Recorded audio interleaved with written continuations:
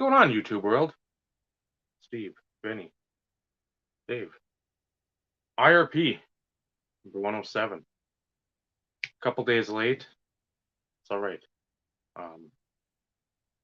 Had a band concert on Tuesday for Naomi. Waste of time. Literally a waste of time. There's a new band teacher there, and the setup, and this is not in jest. The setup they had now, it's from the basketball arena, as the construction has ceased on the elementary area, and they had all kinds of stuff going into the auditorium for storage. Now it's like a raised stage, so you have people sitting around the front on the edge of the stage. You had the folks, the bigger instruments, the tubas and whatnot, French horns, and sitting in chairs on the stage, and in the back you had the drum people, the cymbals, I think the xylophone, all that other whatever stuff going on. And then in the front, and like where you'd have the front row of the three sections of the auditorium, the 7th and 8th graders were sitting in chairs all along that, and then up the aisle on the right-hand side. And all they did was they played the national anthem, so they joined in on that. And then the last one, I think, was a school song. That's all they played. I'm like, oh, so I missed the podcast for playing 2 songs. I said, if that happens again on a Tuesday, you're gonna be on your own. It's not fucking wasting time and pushing shit back and doing that. You're gonna be there to support her no matter what, and we all get it and understand. That just kind of sucks that you go in anticipation of seeing your daughter play a little bit more to only see 2 songs. That kind of sucks. Brutal. And again, they played like the same stuff. The band played the same stuff they've been playing. With the X's and O's, they've got that playing. They've got oh god, what else? There's 2 or 3 other pop type songs or whatever. But yeah, it's just like this Sweet Caroline, and it's like I've fucking heard that song more times than I need to. You cannot play that again, and I would be beyond thrilled. Doesn't matter, especially when you see the same sort of Sweet Caroline and the bum, bum, people doing that. I'm like, God, you need a cast iron skillet by the pallet. Everybody gets one over the head. So stop with the fucking same song. There's other stuff out there. There's better stuff out. Play the better stuff. I'd rather hear Grease songs. I'd rather hear Bee Gees. I'd rather hear Simon and Garfunkel. If you're gonna go from that era, Neil Diamond, shove him off. We're good. Like him. I do like John Denver. Play some Country Roads. I've heard stadiums sing that, and I'm like, we can win there. But I don't need to hear Neil Diamond anymore. I know, Eric. That I figured you were gonna be right there, because it's just push it aside. It's like pop radio, current pop radio. You're gonna hear the same 15 songs all the time. Oh, that's brutal. And I've said it before too for Wisconsin football. It's got Jump Around. I get that's a upbeat song for getting people rocking and rolling. It's not even their best song. House of Pain, On Point. That's still my favorite song by far. People knew more about that than people probably listen to it a little more and respect it and appreciate it. But Jump Around most popular. That's the reason. Well, it's the most popular because it's like the one that put them on the map. And they played the crap out of it on the radio and overplayed it. I'd rather listen to Everlast as a singles guy. He had the Whitey Ford Sings the Blues. Absolutely fantastic album, but can't play that. That's not the topic, though, Dave. I know. I'm music. Scrolling through a little bit. I know.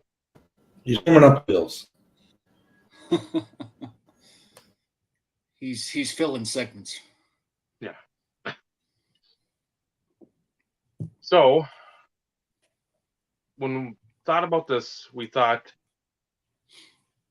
Tuesday or Monday was going to be literally the D-Day for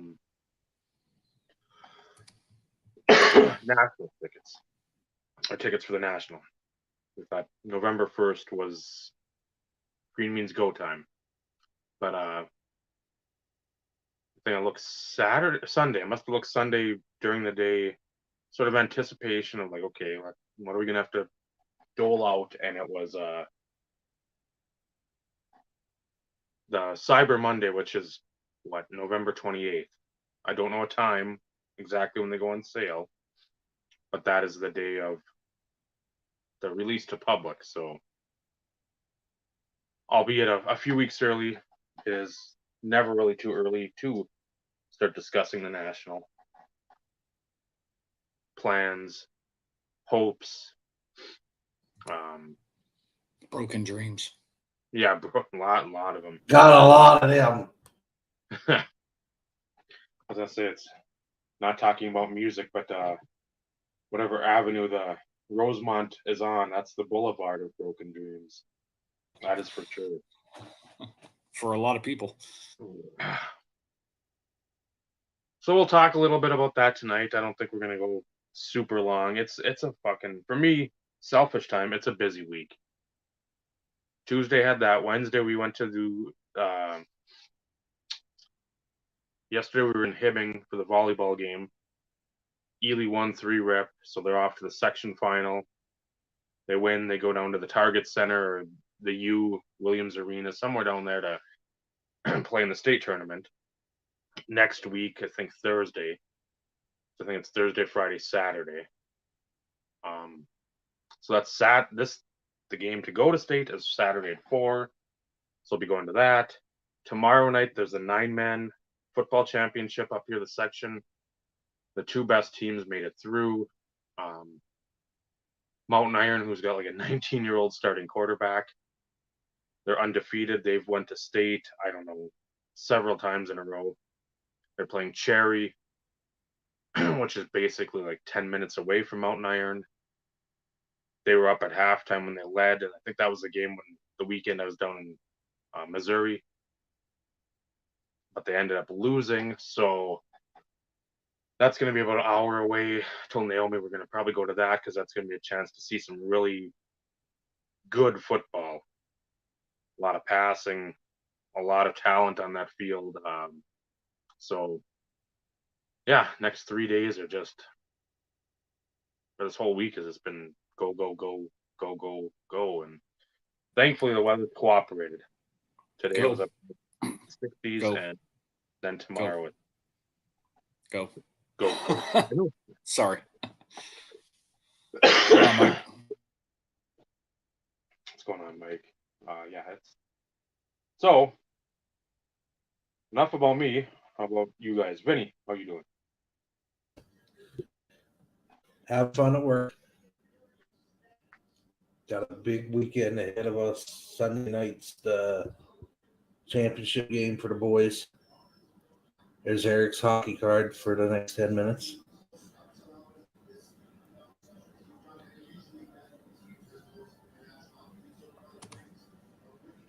I have football cards to show at some point. No. You don't say. That's ludicrous. Thanks, Iron Mike. Continue there, Vinny. Oh, Yeah. so You sort of reeled off. that never happens on this show. No. So yeah, the boys play Alvin in San Diego on Sunday night at 4:00. So I just watched in the middle between the two benches is where I sit better half. She does some computer stuff that does the scores for the game, and I run this board, the in and out board for substitutions and a bunch of other junk. And we play them. I just washed it was filthy. I'm like, I'll take it home with me. I'll wash it. I sprayed that thing with anything but bleach because it's red, white, and blue because it's the Michigan Stars. They're the patriotic colors. And I'm like, I sprayed it. I put OxyClean in it. And it's whiter than it was. But I was trying to have it nice for the championship game since that's where the refs and everybody takes the picture in front of before the game. So just did that. Then Saturday, I think we have to go there for like 4 hours to set up. And then Sunday morning, C's got a game at like 8 or 9. And then basically come home for a couple hours and go to the stadium, finish setting up. And the game's at 4 to 6. Usually takes about 2.5 hours. If we win, it'll take longer. 6-ish. Yeah. Hopefully it takes longer and we win. Hopefully it doesn't go to extra time. Hopefully we bang in 2 goals, play good solid defense, and tend to holds the net, and we call it a season. So that's the big thing this weekend. And then working on my list, I'm on page 8. I was talking to Joe earlier. He's like, "You're on page what?" I'm like, "Yep, page 8." And I got to do Panini, Pacific, and Flair. And then my list is up to date. And that's no autos, no mems. Just, and then I'm going to I got to put ITG in there. There's a couple of them I'm going to throw on the list. Then I'm going to do a top like 10, 15. If Joe or Yannick or any of the boys see Paul see the sitting at the expo next week. The hard to find ones. There's one from the Cup. I think it's 14, 15, maybe 13, 14. I got to make sure I remember or write it down. That's the last base card for the Cup. It's eluded me. And if I can get that one, if somebody sees it up there, that'd be good. And there's one cracked ice I'm really looking for. But eventually I want to get up there with things quadding on the border. It's becoming a greater possibility that's a destination trip right over the border for Thursday, Friday, Saturday, come home Sunday. It's about a 4-hour drive. So on top of National, since we're talking about sports car conventions, the Expo actually has my juices flowing more than the National because of what's there. As far as card wise, wait a minute. As far as card wise, but as far as I think more people are going to end up at the National this year. Hopefully, some of our friends from up north come down. And that should be a dang fine time. I got Eric looking for me too. So Sorry, Dave. Great minds think alike. Huh? What? Squirrel? Chipmunk? No, we were both highlighting the comment at the same time, so he did it, and then as I was doing it, it went away, and I added it back.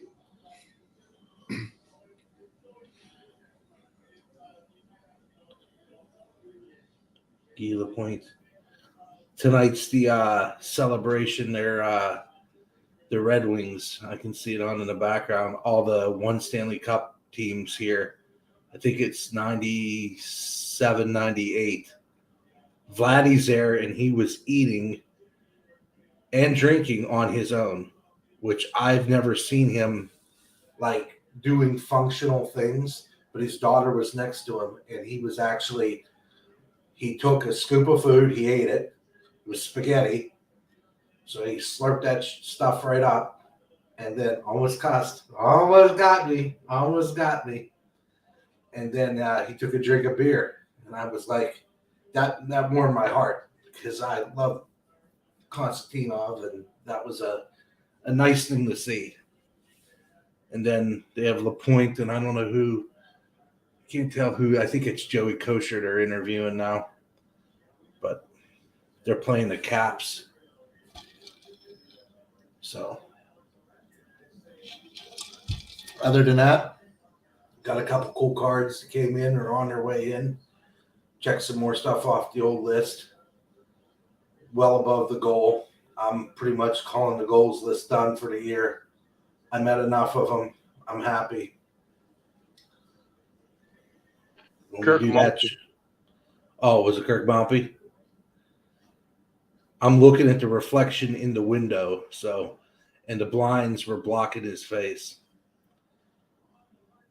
I flew on a plane with him back from Minnesota one time.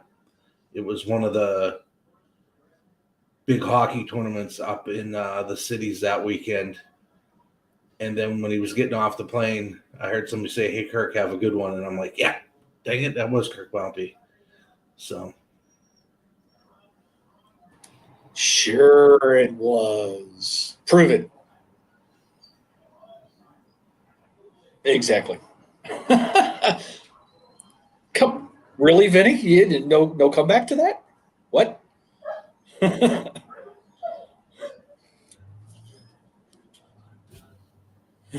Squirrel. Chipmunk. I don't have a 100-pound husky in my face barking at me.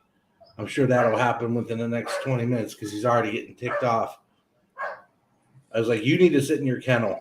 You're being a doofus right now. You're being a PETA. Oh, Call yeah. him PETA. He's had a nasal infection, and we've been pumping him full of antibiotics, and he's finally getting better. And I know he's getting better because he's being a bigger jerk than usual.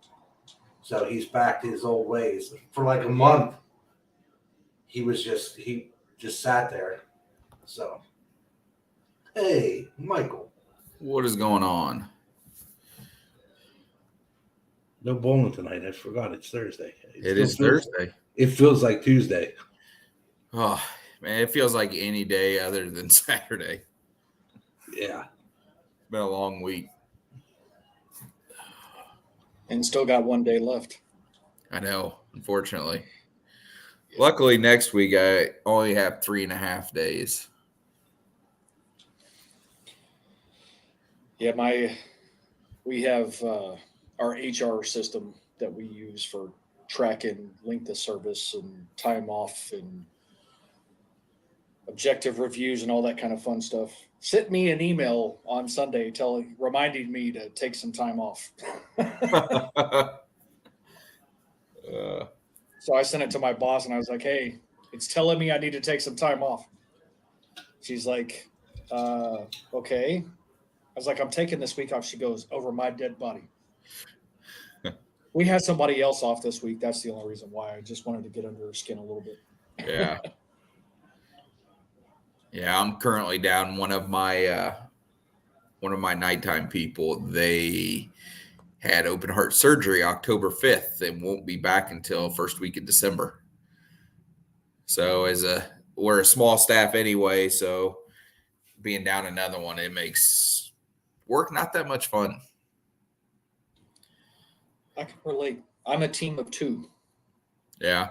And I'm the boss. So anytime I'm out, she's by herself, and anytime she's out, I'm by myself. So it makes for interesting days, to say the least. So yeah, we're a staff of 6, but I'm the only one who works during operating hours. yeah, you're the boss, though. I am, which is both good and bad. A lot of stress comes with that responsibility. And because one of them is out, I do more work so that it doesn't get all pawned off on them. I can relate to that too. Yeah. It sucks. Yeah. So since Dave asked Vinny plans for the weekend, what do you have planned for the weekend? I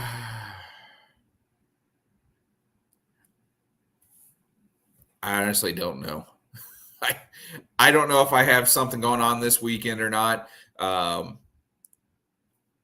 I'm going into work. I take that back.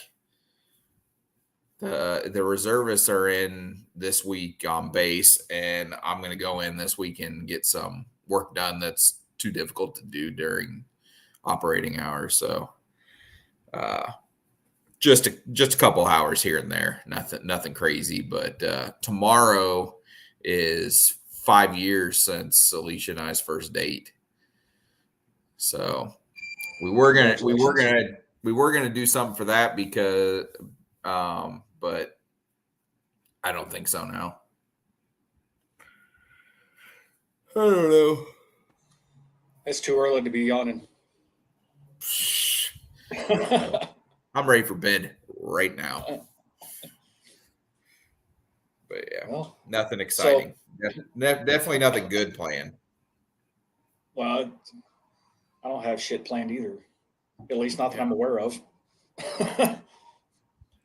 Yeah. I usually find out the day before or a few hours beforehand if something's going on. So Same.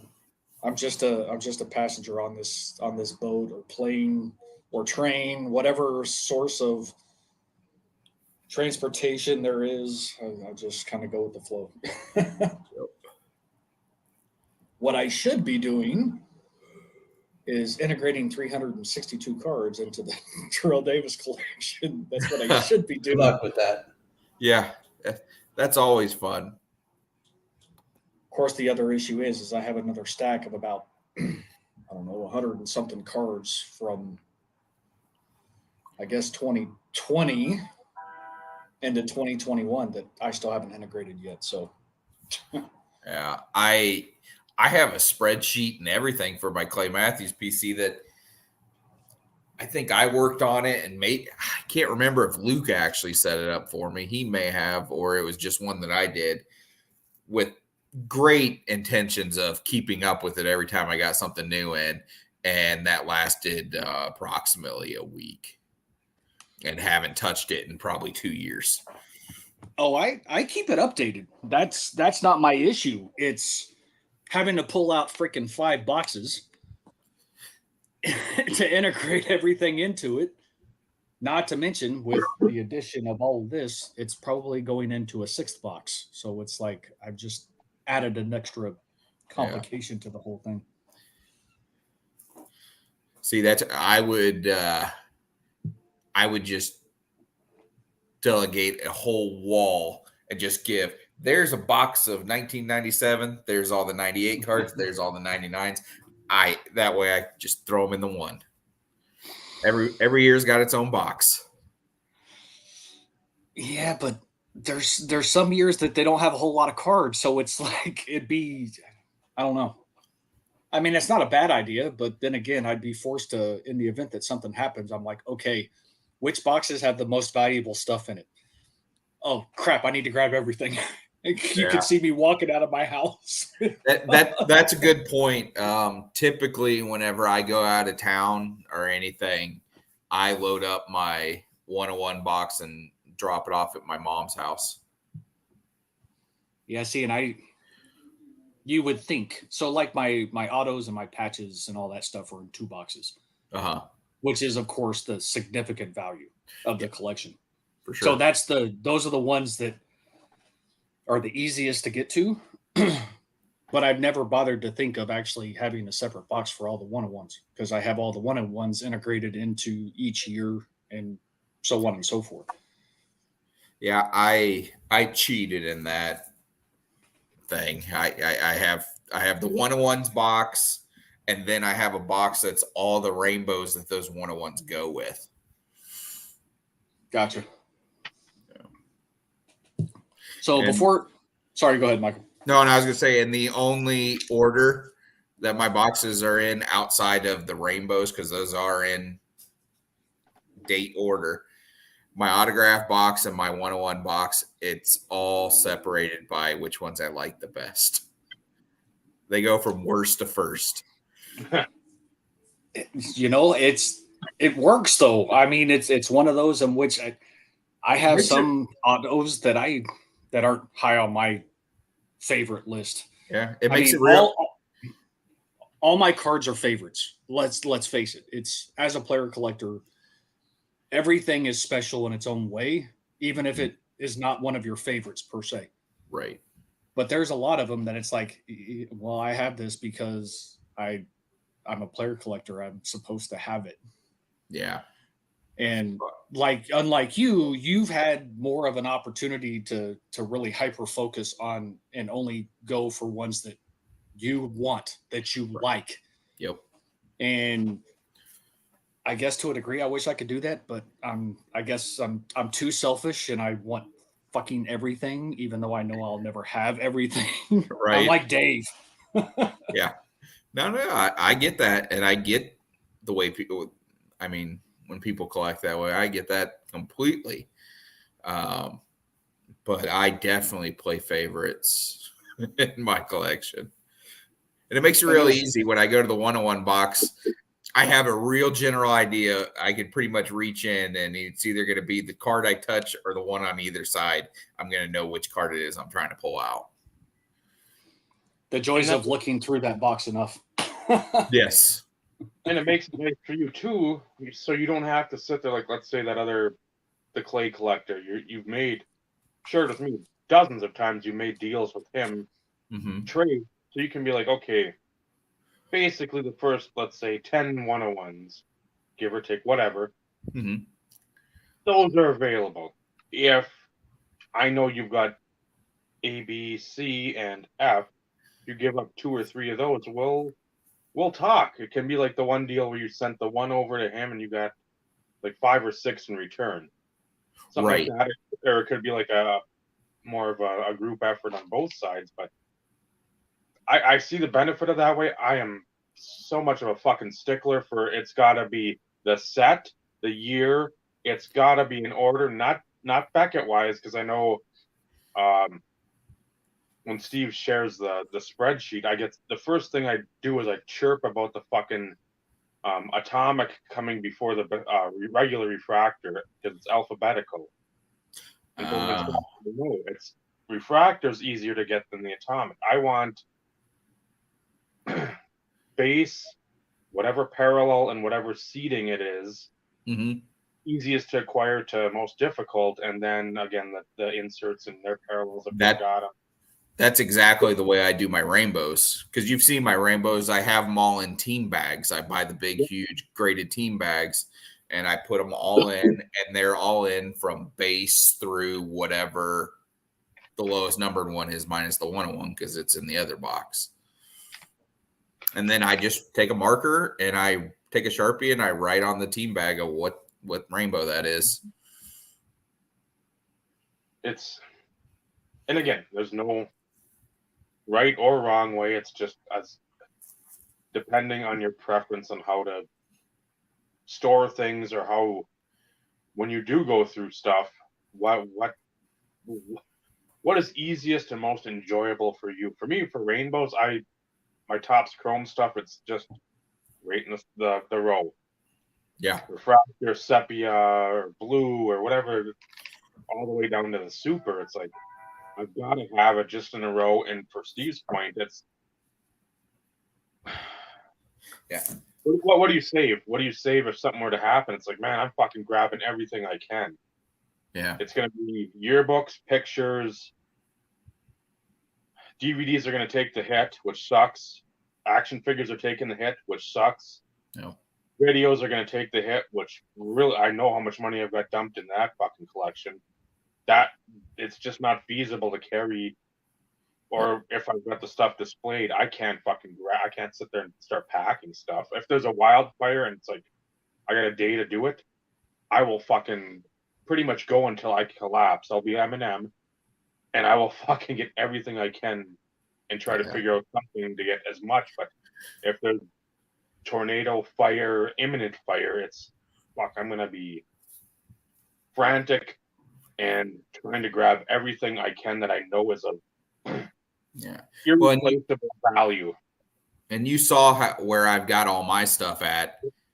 I'm opening up that window right next to it and just throwing shit out of it. Yep. I'm grabbing there's three things that I grab before any of it, and that is the 101 box, the auto box, and then my canvas of Kevin Green and Clay Matthews. I was gonna say that's got to be That's top the number one piece that, I mean, it's irreplaceable. Not that the 101s aren't, because obviously they aren't replaceable, but that piece means everything. Mm-hmm. Yeah, the one thing I need to think about having at least close by is either duct tape or like packing tape, so that when if there's any time to do anything, it's trying to get tape on the lid, on the box, just so that stays, because I don't want to be worrying about stuff jostling loose and I'm frantic already. Then you start tumbling cards around. Oh my God. I just like, you know what? Take them all. This is too much of a hassle. I'm already under the gun. I don't need to be dropping cards and fumbling around with stuff. Fire, you want it? You take it. Yeah. I'm like, I will sit and cry outside. And why are you crying? Did you lose a pet or a kid? Or I lost a fucking collection that will never be duplicated, and pretty much my collecting love will probably die on that day. If everything, I'd be like, I'm done. Yeah. I'm fuck you. I can just sit and put money away and then not do anything or just travel, and like no more cards, no more anything that memories and nostalgia along with collecting will fucking die. Card wise, I mean the friendships won't. I'm in the same boat. That would be my exact reaction as well. If all that collection went away, I'm done with all of it. So if you ever see me come to a point where I'm like actually selling the Clay stuff, it's because I've decided I'm done. Yeah. I won't collect. I won't go into collecting anything else. Not as far as cardboard wise. No, I don't even know what I'd collect. I'd still probably go wrestling. I'd still camp with Trista and we'd travel, and I don't even know. It'd just be more than, okay, well, we'll go concerts, or we'll go do more food shit or something like that, or just junk hunt and stuff like that. I'm not fucking, cards are gonna be such a sore spot. It's like, no, not even close. I mean, I wouldn't need eBay anymore, and I wouldn't need Facebook anymore. No, I got off Facebook. I deactivated it. I was to the point where I'm like, if it wasn't for the card stuff, I wouldn't even have an account. And I thought of that. Everything is squared up on my auction sites. I'm like, do I got a balance here? Nope. Do I got a balance? Nope.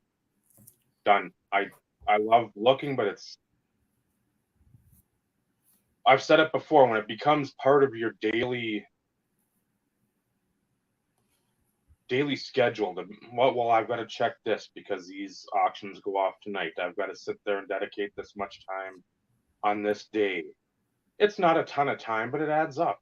It's not like I'm spending my time doing anything else now, but it's at the same time, I need to sit there and wait 15 minutes, 20 minutes every Monday night on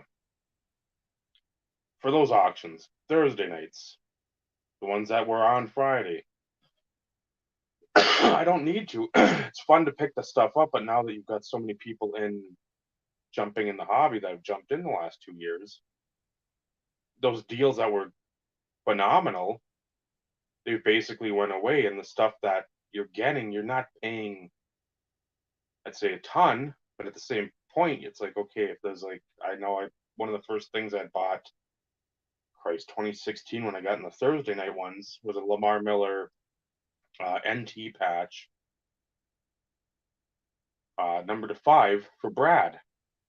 Oh, perfect time. It was right about this time. And I'm like, man, that's a perfect Christmas thing for Brad.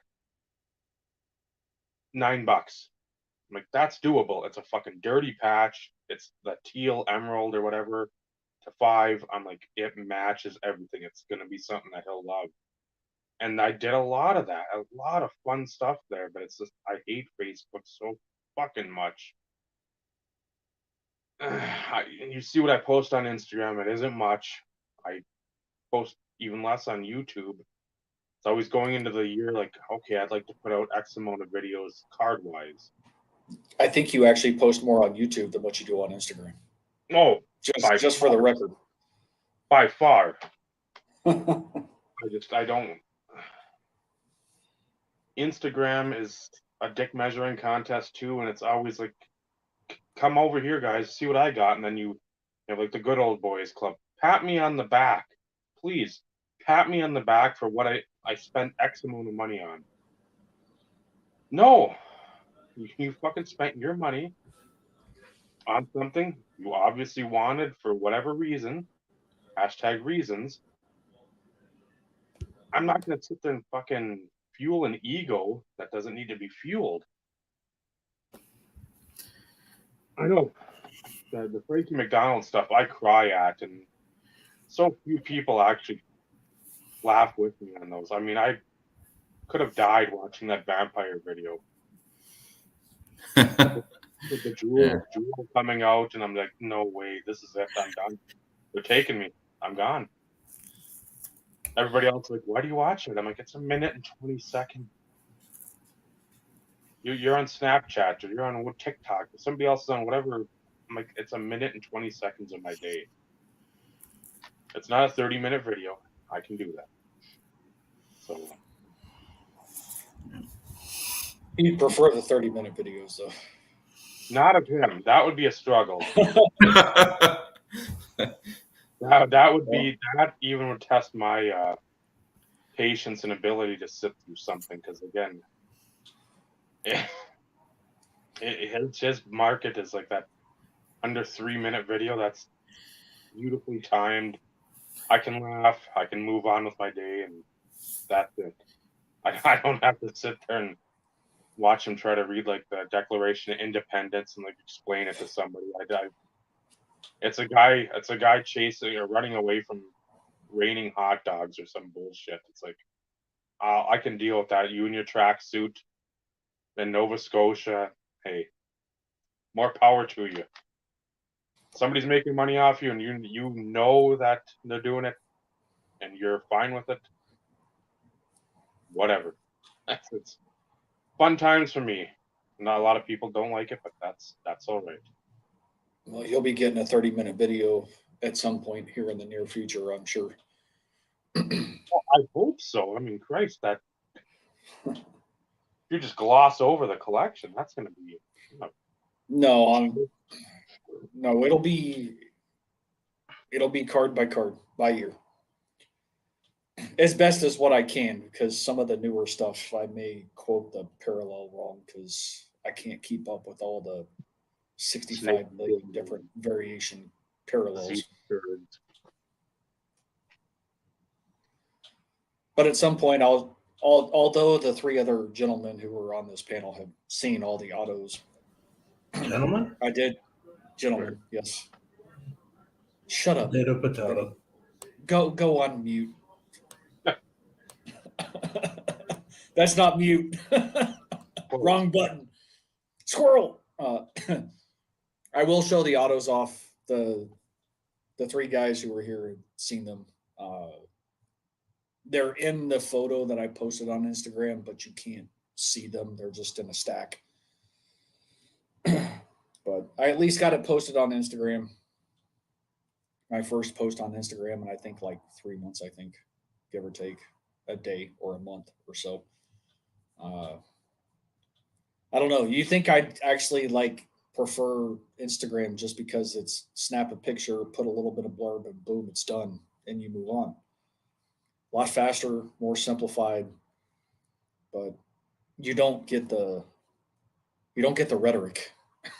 You don't get some of the other granular details or the facial expressions or anything along those lines. So you lose some of the personality component. No, Bobby, it's not Tuesday. It's actually Thursday.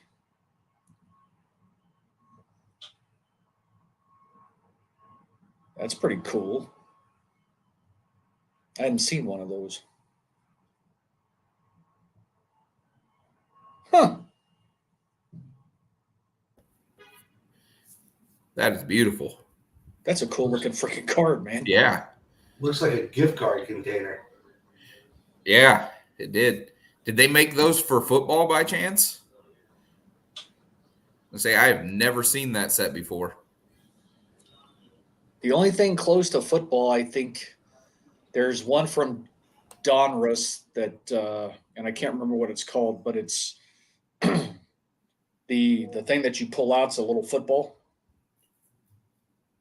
There's that one. Then, of course, Gridiron Gear had the pull out jersey swatches with the autographs. Right. There's one other one I thought that kind of has a pull out type thing for football, but that one's cool just because Yeah. the die cut 911 stuff. That's pretty freaking cool looking. Passing grade was 97 Donruss. Okay, that's the one I was thinking of. Report card, and then 96 Thunder and Lightning had a Skybox Premium. I think had something similar like the tab. Oh, and I guess I didn't realize that, but then again, there's some stuff I miss from some of even the 90s years because, Terrell Davis didn't have one, or I didn't buy the product or something along those lines, so I don't remember ever seeing it type situation. I'm not sure, Bobby. I've never seen one graded. Again, I've limited opportunity looking at them, but I think they wouldn't grade well if you graded the whole. I'm guessing you'd have to grade either the outside or the inside. You couldn't do sort of like a card two peel too. You couldn't do the small with the big. You'd have to either do the big alone and then the small alone. But it's not conducive to grade those just because of all the moving parts, as it were. So.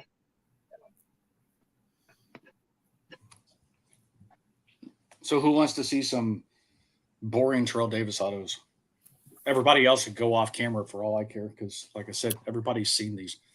Well, I'm gonna go look for those cards right now, the Thunder and Lightning and all that shit. So, Oh, okay, even better. In no particular order. Thank you, Dave. So, like I said, no particular order. 2020 Flawless, Honored Ink, numbered to 3.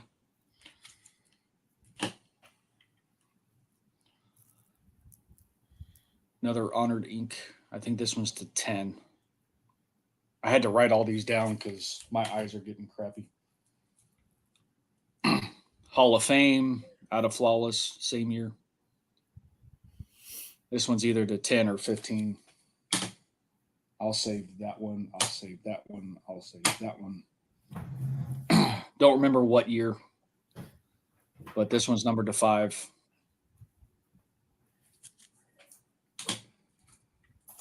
Out of NT.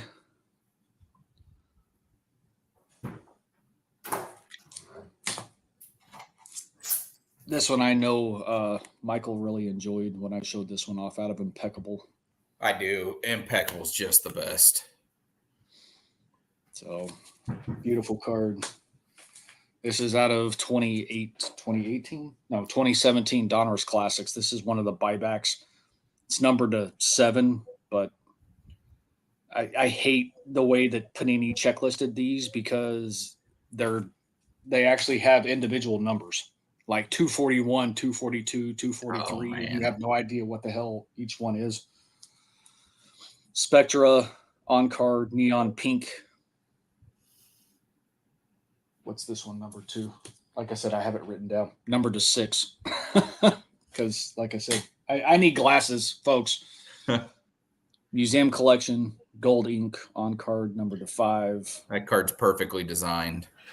Gorgeous card, agreed. You just And then take the this glasses off to see anyhow. This is probably the biggest one as far as value. Hall of Fame, out of Flawless, Emerald, 2 of 2. I've got a Flawless 2 of 2 that goes with these. I know you do. Yep. The Honored Ink, 2 of 2 of Seawood Emerald. Yep, I remember that one. That was a recent one too. Yeah, I think it was sometime last year when I picked it up. Yeah, so that's the autos, 10 total of the 362, which takes me to over 2,600 unique. So that's another huge milestone. That's incredible. Gosh. Yes, Bobby, you missed the cards. Rewind it a little bit. But there will be a YouTube video of everything. Because if anybody saw the post on Instagram, that's all the stacks separated by year. It's going to be a lot of fun to see. Yeah. Start of 2 rainbows, 2020 mosaic. No, it does not have the 101, but there's like a few first off the lines in there. The gold's in there to 10. And then the Crusade rainbow, which includes the emerald number to 5. So my favorite of the mosaics are the whites out of 25. Those are my favorite looking ones.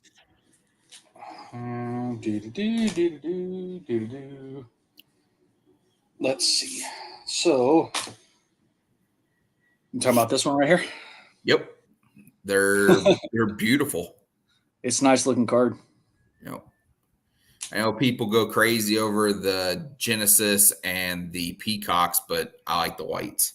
And then that's another one of the whites. I think is it the white sparkle? White sparkle Maybe. packs. Yeah. Yep. So yeah, but it's got the orange fluorescent. It's got the first off the line gold. It's the regular gold. Do you have the black gold out of 8? Is that 8? I think it's out of 8 or 5.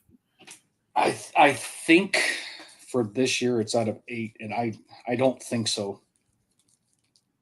And I can't remember if those were also out of first off the line boxes.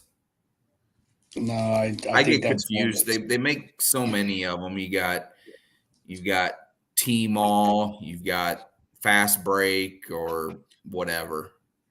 Oh, football's no huddle. Fast Break is basketball. Yeah, no huddle for football.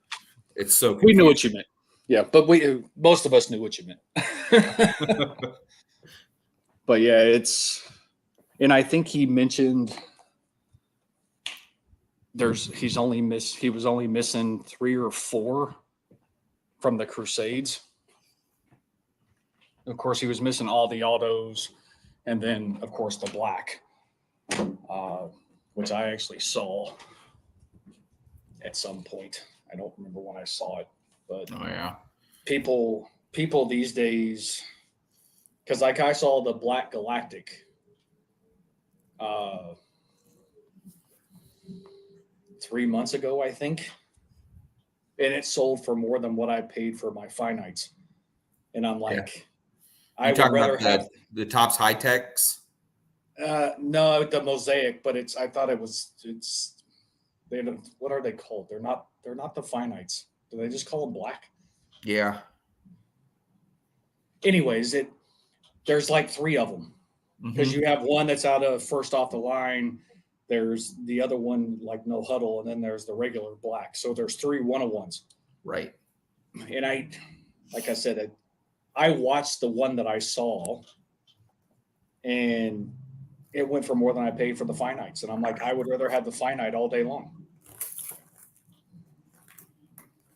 Okay, there it is. Oh, that's badass. Man, there it is.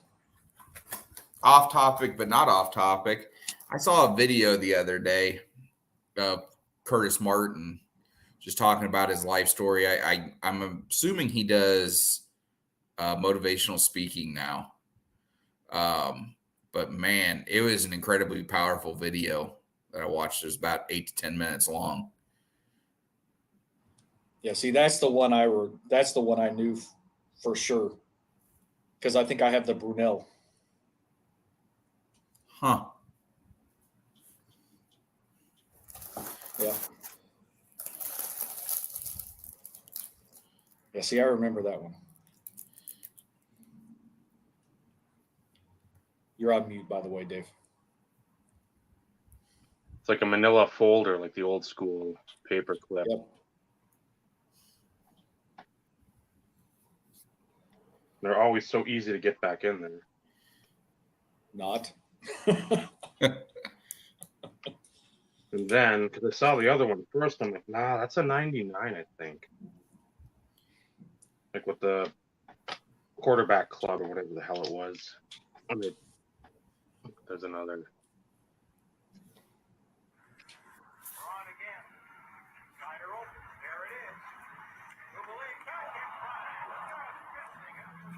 And Michael's watching something on video. Yeah. No. I was trying to get off the page and it wouldn't go. Oh, that's always fun. Yeah. So we talked weekend plans. We talked about some cards. He shoots, he scores. Dave, of course, went into the warehouse real quick to pull out some stuff that we were talking about briefly. So national.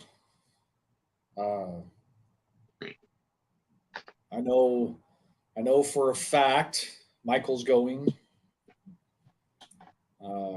Dave is 100% going. I'm 99.9% going.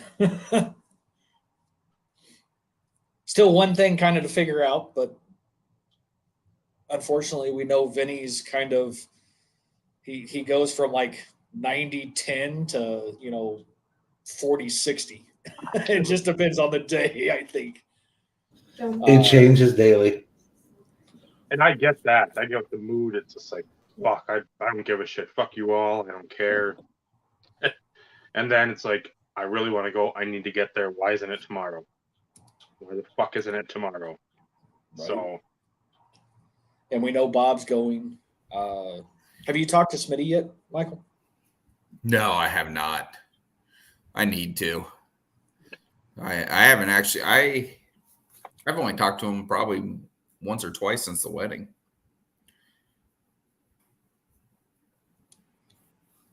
Suburban Sasquatch, huh? The one I told you to watch.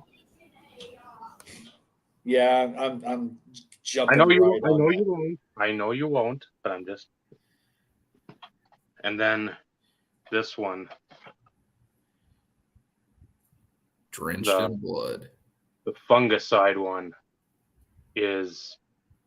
It's the same director as Suburban Sasquatch, so that lets you know the quality level right there. I don't have to fucking say anymore. And then I've been pegging off a couple of these. I want to finish the first 4 years, so 02 through 05. And I'm working from 02. AJ Styles, a young AJ Styles on there with homicide or not homicide. Why can't it low key? A young Brian Danielson with homicide on there. Samoa Joe in the back there. Colt Cabana, who CM Punk loves. I think this was a debut, and I could be wrong, which I'm probably wrong, of Cornette. That's why the title.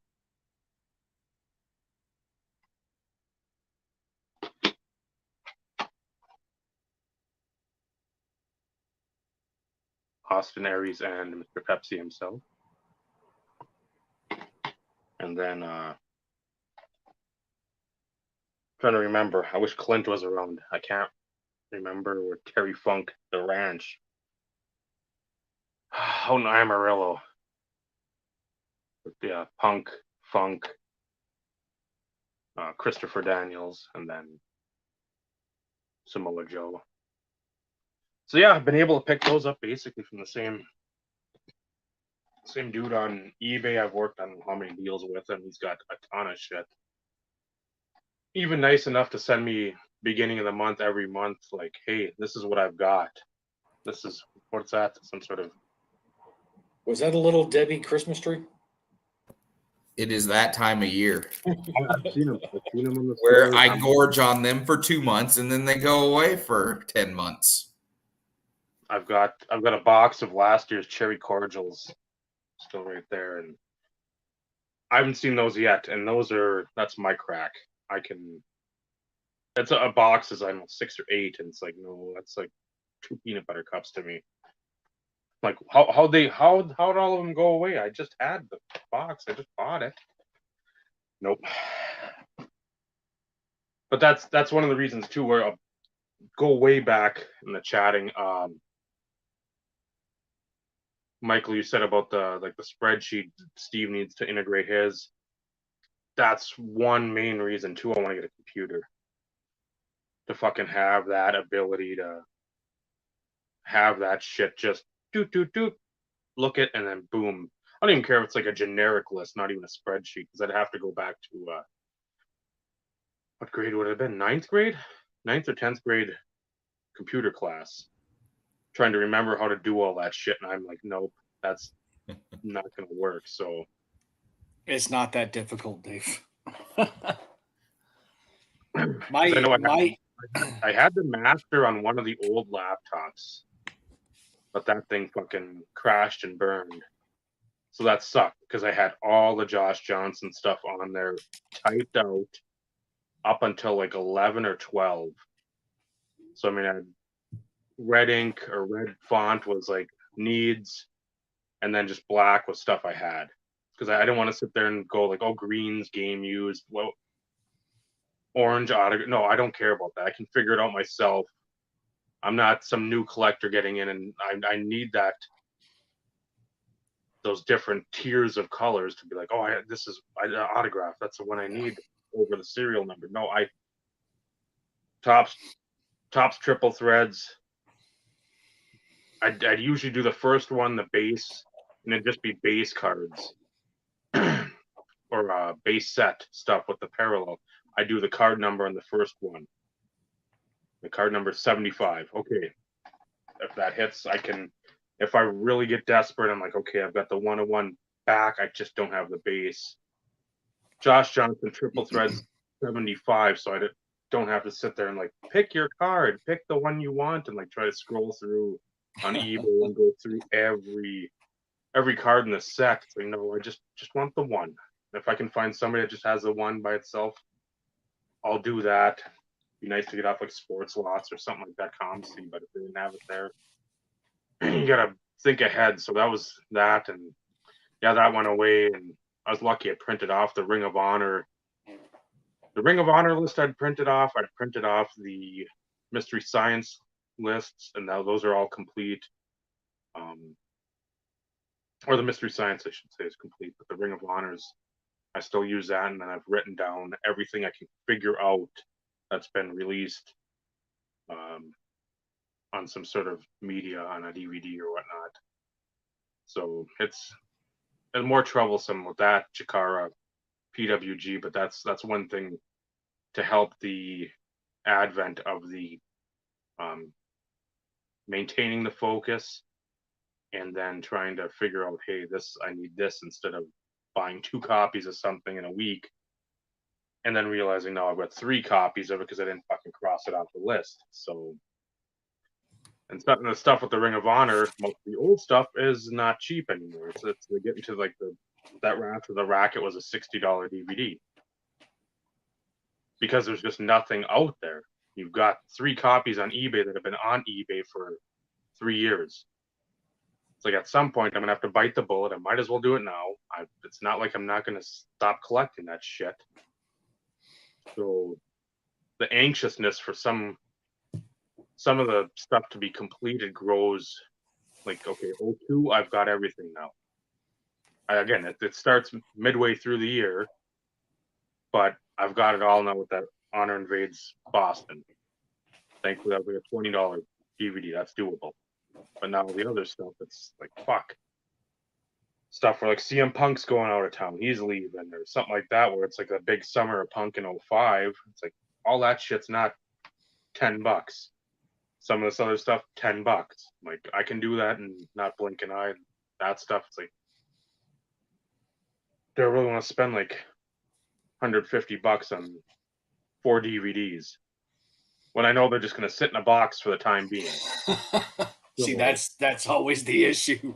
I know, but me being the completionist, that's the other issue. It's not like I'm not going to watch them, or I don't have any real plans to watch this shit. It's like that doesn't factor into the thought process, or not Right. heavily, I should say. So, Right.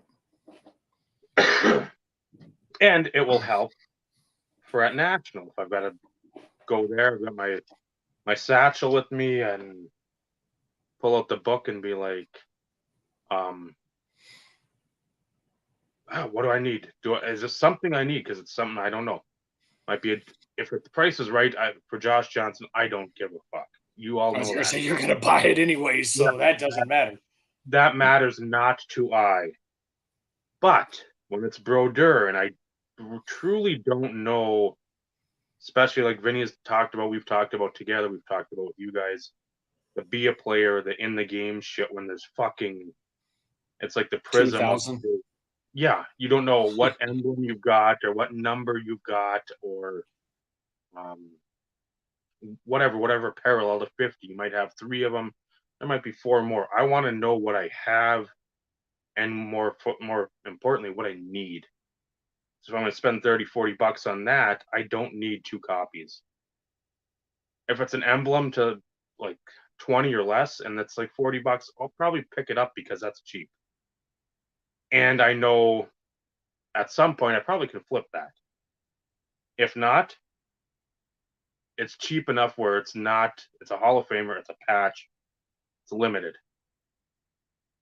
It's not, I don't know, it's not Vance Johnson patch numbered to like 500 or a jersey of like Anthony Miller when he was with the Broncos to like 1,000. I'm not going to spend $10 on that for Steve unless I know he needs it. I can get that in a bulk deal. We talked about that, but yeah, that my brother said the same thing about the computer. He's like, I haven't bought anything smaller than like a 17-inch screen, so I don't know. It's like the Chromebook or like that's where you're probably going to direct your attention. I said, I've been told that, so It's the best price. It's the best bang for your buck if you're just wanting something simple. and some memory. I need memory. Well, anything and everything nowadays is at least 4 gig, if not 8 gig. Yeah. I mean, that's just the standard these days. Yeah. So it doesn't matter. If you bought it today, it would be freaking old tomorrow. So that's the one disadvantage when it comes to them. But at the same time, based on what you need it for, decent Chromebook, between $300 and $500. It's all going to be dependent on potentially what software you want loaded on it. Yeah, this computer I'm on right here, I bought it specifically because of Zoom for COVID workable stuff. I mean, for that kind of thing. And I had never owned a laptop. I'd always owned desktops. I bought this little laptop. I think it was like $500-$600. I mean, it's got 8 gigs of memory. Yeah, it's nothing special. And the only time I ever pull it out is when I get on here with you guys with this. Okay. Because I no longer the Zoom meetings and stuff aren't going on anymore. And if they are, I can do it on my phone. I don't have to interact with it. So yeah, this laptop comes out for these and then it goes right back up. And most stuff has Office 365 already preloaded on it. Yep. So you have Word and Excel at a minimum. And fortunately, go ahead. I was going to say, fortunately for me, this didn't come with that. However, I get it for free through the clinic. Right. So Office 365, for the most part, from a licensing perspective, is fairly cheap. Mm-hmm. And if you only need Word and Excel and you don't give a crap about PowerPoint or Microsoft Access, which you would never use anyways, because that's a database. Yeah, because it's a database program. So, I mean, that's pretty much all you need. And then, because I think even Office 365, you can pay per suite that you want to use. Yeah, I'm pretty sure you're right. You can buy it for Word and Excel, and you could be good. Yep, I'm It's- pretty sure you're right about that. But that's where the extra cost is going to come into. Honestly. But, and from a spreadsheet perspective, you're not going to have to go back and rethink how to use a spreadsheet. Like mine specifically, and this is something that I need to just get off my ass and do, is pay for a 1 month online price guide through Beckett and see if it still gives you the ability to copy and throw it into a spreadsheet. Mm-hmm. I haven't done it in so long, which is why like 2017 and newer, I think on my spreadsheet is me actually hand typing some stuff only because I have a few cards. So I'd highlight some of the ones. Outside of that, they've increased the number of Terrell Davis cards, it seems, since like 2017. And I'm not typing out 384 cards or 432 cards. I'm just not doing it. No. So I do a little bit so I know what the alphabetical order kind of falls. Mm-hmm. And then I focus on just capturing those that I actually have in the newer years, because it's not a focal point really for me anymore. If I can get stuff, great. If I can't, I don't care.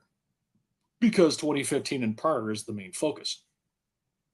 But I need to get off my ass. I need to just pay the $7, $8, $10, whatever it is, and see if I can still do it. And if I can, then problem solved to a degree. I'll sit there and be like, you know what? Screw it. I'll do one for all 4 sports. I'll send you Josh Johnson. I'll send Vinny freaking Mario Lemieux via an Excel spreadsheet, and you can do with it what you want. You don't have to organize it like I do, because I have mine broken out in tabs. Mm-hmm. Like each year is its own tab. Yep. Or you can just have it in one big old freaking long spreadsheet. Who gives a shit? So it'd have to be tab. I'd have to have some sort of like that. I'd have to have some sort of like organization. I couldn't just be like, it's years from 02 to 13. Like, no. I mean, 02 through 05. Yeah, because there's maybe 10 cards. Not counting like team issued minor league sets. But other than that, then like 06 for sure. 07, 08 could be their own.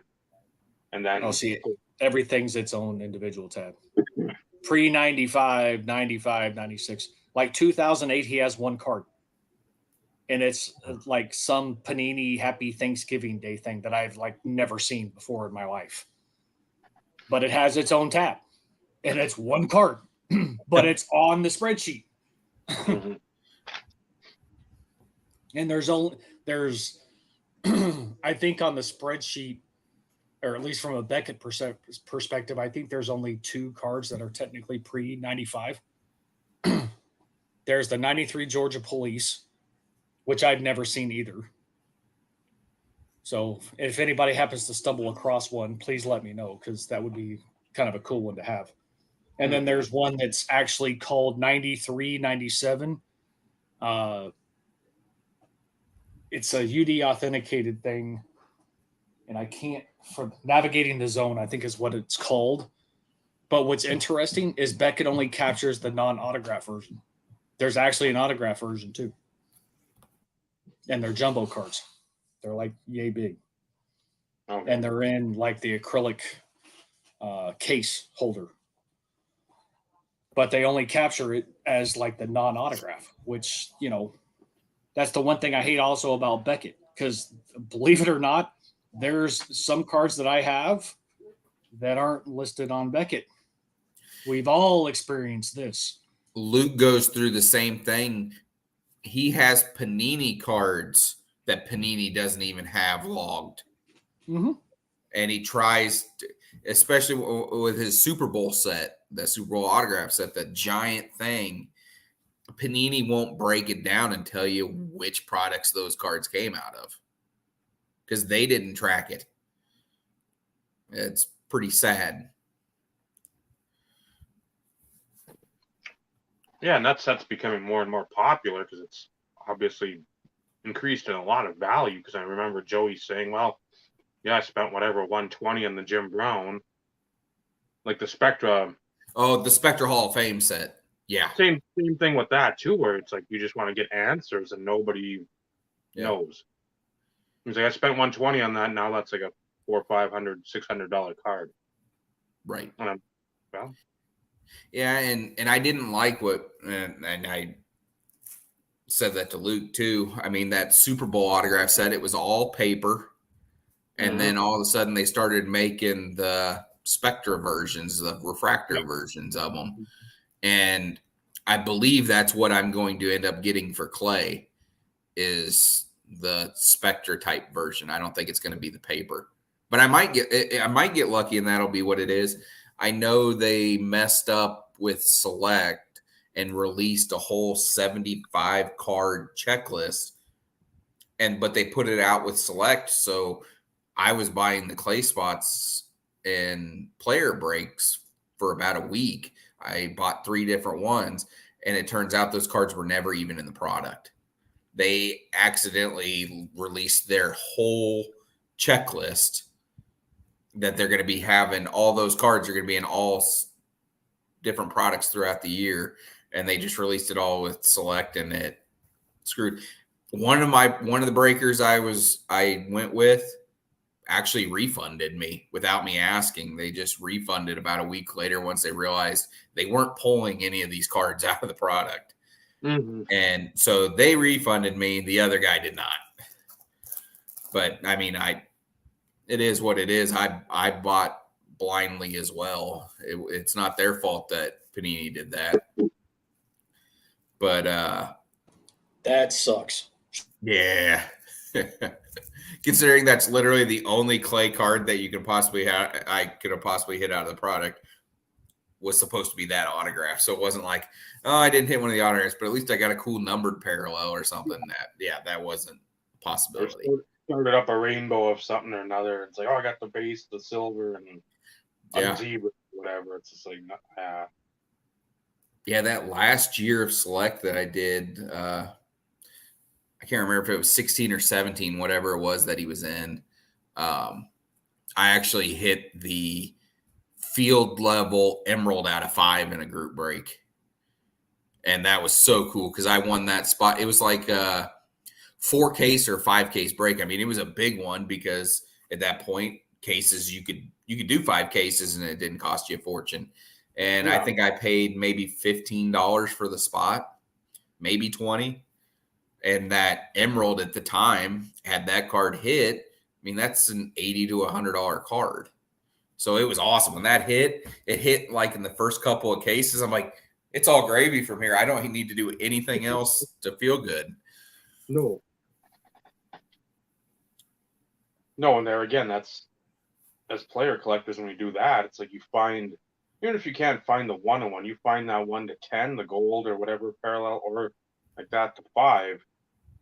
Like, man, that makes that rainbow. It's like, okay, that just jumped from like, yeah, right about here to, you're like, now that 1-on-1 hits, we're going hard after it. Yeah, and I can then justify in my mind spending a stupid amount on the 1-on-1, be like, well, I saved $70 on the green. I can put that $70 on top of this. Because that's how I rationalize things. A lot of us do that, where I didn't have to spend $400 on this. I traded a card I spent $50 on for this card, and I'm like, I saved like $350. Holy fuck! What a savings! Right? Geico doesn't even do that for you. So, yeah, that. So hopefully, at some point here my brother said just wait for Black Friday. For sure. But I'm like, that's easy to say, but like that Black Friday, if I'm looking at a computer, I'm looking at my sandals because Keen has their shit like 50% off. and then Monday is the ticket day. It's like, man, that's a fucking fortune being dropped Mhm. in just a Well, short amount of time. So I'm like, yeah, but the good news is about electronics and stuff like that. They start going on sale in November, and they don't go off sale until sometime in January. They yeah, just keep creating reasons to buy stuff, and Amazon's the way to go on the majority of that stuff. yeah. So that's scouring right now, trying to look and see what there is. And again, I don't know. I know the more gigabytes, I'd love to see something that has a terabyte, even though I know everybody says you'll never need that. You know what? I don't need like 25 copies of one Josh Right. Johnson card. But for Well, Christ's sake. and with that, you can just buy an external hard drive. And I know that. I've my brother's been on that kick for And really, and that's really the best way to do it is like, especially if you're somebody that has thousands upon thousands of photos and stuff like that and important documents, you save it to that external hard drive and throw it in a fireproof safe, which is what I do with my important stuff.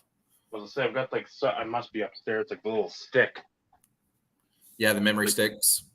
plug into your phone that I got. I think it was like 128, whatever gigabyte or whatever. Because I'm like, I want one that.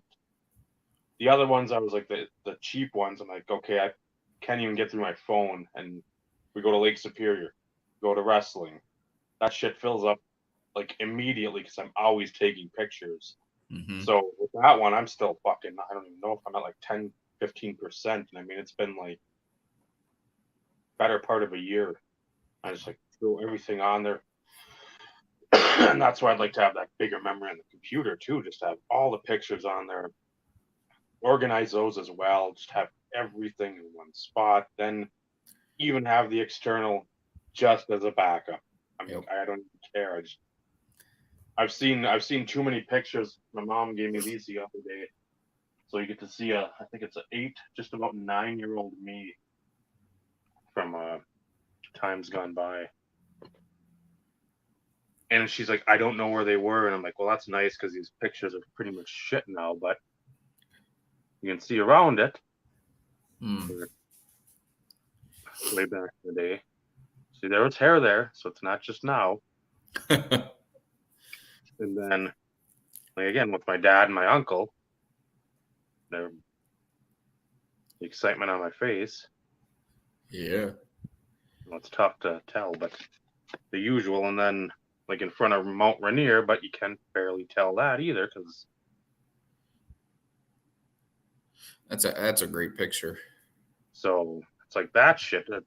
Like, if I could have had copies of that stuff made and whatever, it's like that'd be nice. But now trying to figure out, is there any way you can't even save it? I don't even know how you'd fucking be able to save that because I just don't know. Yeah. So Dave, just to give you an idea, I just did a quick search on Best Buy and I just typed in Chromebook. They've already got Black Friday deals on here for $99. Now, granted, it's 4 gig of RAM, 64 gig hard, it's a touchscreen though, which is surprising, and it's only 11.6-inch touchscreen. But I mean, you're talking like right now, you'd be surprised some of the prices that you could get for some of that stuff. And there's an ad. It's but you have to be a Walmart Plus member, which again I'm sure there's some fee. They had that for I think $79, or that was going to be one of their either deal now or getting close towards Black Friday. And I'm like, Yes, Walmart Plus is a paid membership. It's no different than like being an Amazon Prime member. It's the same concept. I figured that, and I'm like, well, fuck, I don't need any more memberships. I don't need any more this or that. It's like, fuck, there's enough money being spent on, and I don't. When I go to Walmart, it's for cards, it's for figures, and it's for cards. I'm like, I don't need to. Especially again, if I go in there, I'm just thinking, okay, we need something for food if I'm there. I'll go look at cards, electronics, whatever, and maybe there's some DVDs. Again, the horror movies this year were awful. The selection sucked. There's nothing new. But of that ilk, it's like I don't need a plus membership. So Just for the record, I wouldn't tell you to go buy a $99 Chromebook. But I figured as much. I mean, I guess if I was in a dramatic pinch where I need to get something. But on the flip side, 603 5-star reviews. So obviously there are some people out there that really dig it. So, you got to put things into context here. Here's something funny. Last Friday, we got our thumb drive with all our wedding photos on it.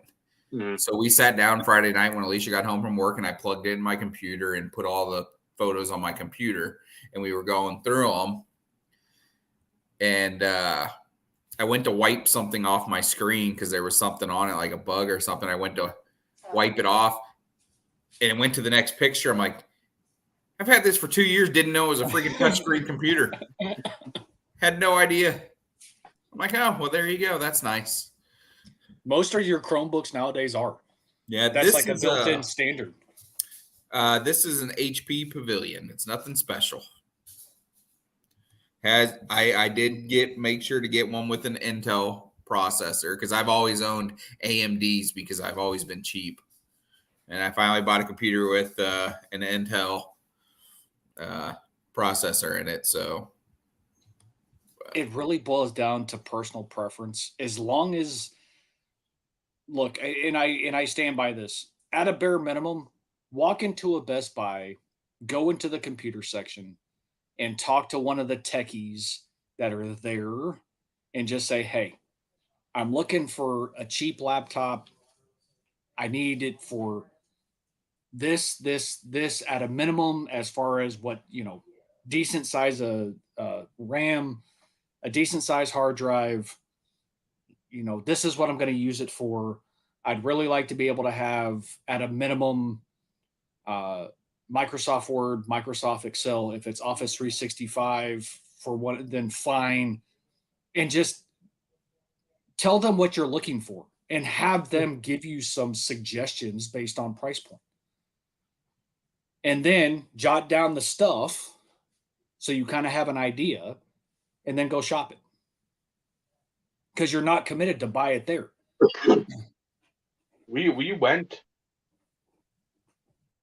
Saturday? I think we went Saturday. The thing that turned me off right away going into the Best Buy, two guys are standing by like the security thing or whatever. I get that. The one dude's, what are you looking for today? Instantly, I'm not even considering you guys today. Might not be for a while now. I don't need to hear that. I am here to look. If I want to fucking get information, I will ask. It's just like a card shop when the guy behind the counter, what are you looking for? Hold your horses. I'm just fucking looking. I want to see what you've got. I'm going to look and see your prices. Then we're going to determine to see if something's going to be fucking purchased. Not, oh man, I'm looking for this. What do you got? And then, no, I don't need to reveal my cards, but my hand is still close to the vest. And then I was sort of just looking at like the cheaper stuff, and Trista was looking at another one, and the guy's like, oh, there's a good gaming computer over here. I'm like, I don't fucking give a shit about games. I'm thinking this in my head though. Like, I'm fat, I know this. I look like I sit and play fucking Dungeons and Dragons in my basement for 23 hours of the 24-hour day every day. I look that part, that what everybody thinks those folks look like. I but here's the problem. It doesn't. I used to be a gamer. I know. I hadn't done it in forever. So there is no like set qualifications as far as how you look, how much you weigh, what you dress like. I know.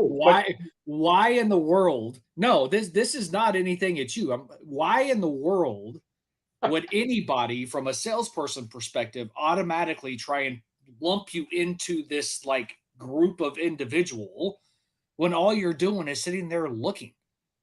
For all he knows, you could be going back to college and you need a fucking laptop for school. Oh, I know. It's like, obviously, he probably doesn't sell a whole lot of laptops either, or a whole lot of computers, because if he's like pigeonholing people all the time, that's a turnoff. So I get where you're coming from. It's just like, I'm surprised you didn't turn around and look at it and be like, what the fuck is that supposed to mean? I should have said, me and my lady are making porn, so we need the fucking great fuckhead. That's what I was about to say. I was like, I would turn to him and say, I'm tired of watching porn on my phone. I need a bigger screen. What computer do you recommend for that? We're trying to grow our OnlyFans account so I can buy a better fucking computer down the road, asshole. And I need an HD camera so my girl and I can get it on too and upload that shit to our OnlyFans account. So when you see my dong, you're like, hey, under that stomach, there is something there. Let me tell you what the fuck we're not about.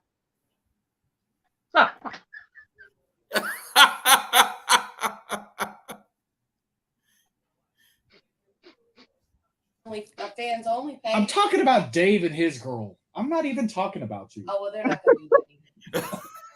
What the fuck? This is why you don't eavesdrop on a conversation. Nope. You pick and choose. I'm not your girl. I'm your wife.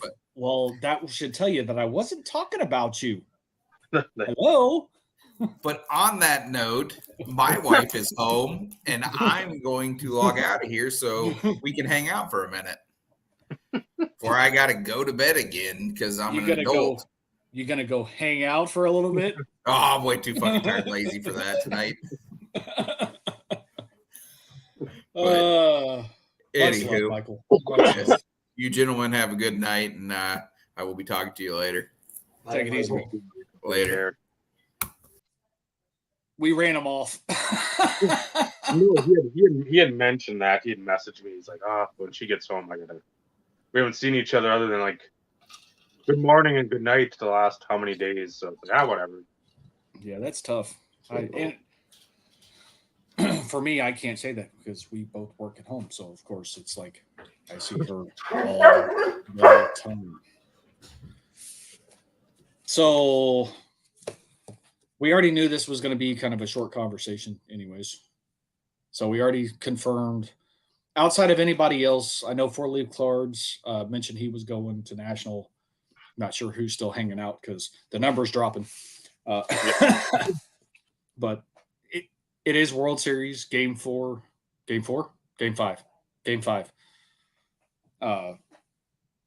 So of course we do have competition. I'm guessing Vinny's still probably we'll say 50-50 for now. It's still I like to think I'm better than that, but we'll see. We'll ask you tomorrow. For you, Benny, you're talking about like all the Stanley Cup champs were honored in Detroit tonight. One of my main guys from the time I really watched hockey, I'd say about as heavily as I've been watching this year. Ryan Smith gets his name in the Ring of Honor or whatever it is up in Edmonton. So he's on the chatter, the poster, what do you call it? The intermission report right now. So, Jason Arnott, good Lord. What is this for? Goals against Alex Auld for Vancouver, beating Manny Fernandez. Ex-star goalie. Miguel Del Zotto. I think that's who it was. I remember a high draft pick being on him. I think Michael Del Zotto, one of the two, by the Rangers. Michael Del Zotto, yeah. Any of our friends from the Great White North coming across the border for National this year? Next year. This year's almost over. I know Carlos has mentioned he's him and Han on it. He's given for him some good thought or decent thought on it. So I know I know. Eric's in Boston, so that's not across the border, even though we think of him as an across the border. I know Cardboard Underground is a no. Chicago is not as high on the list for him as like Cleveland is.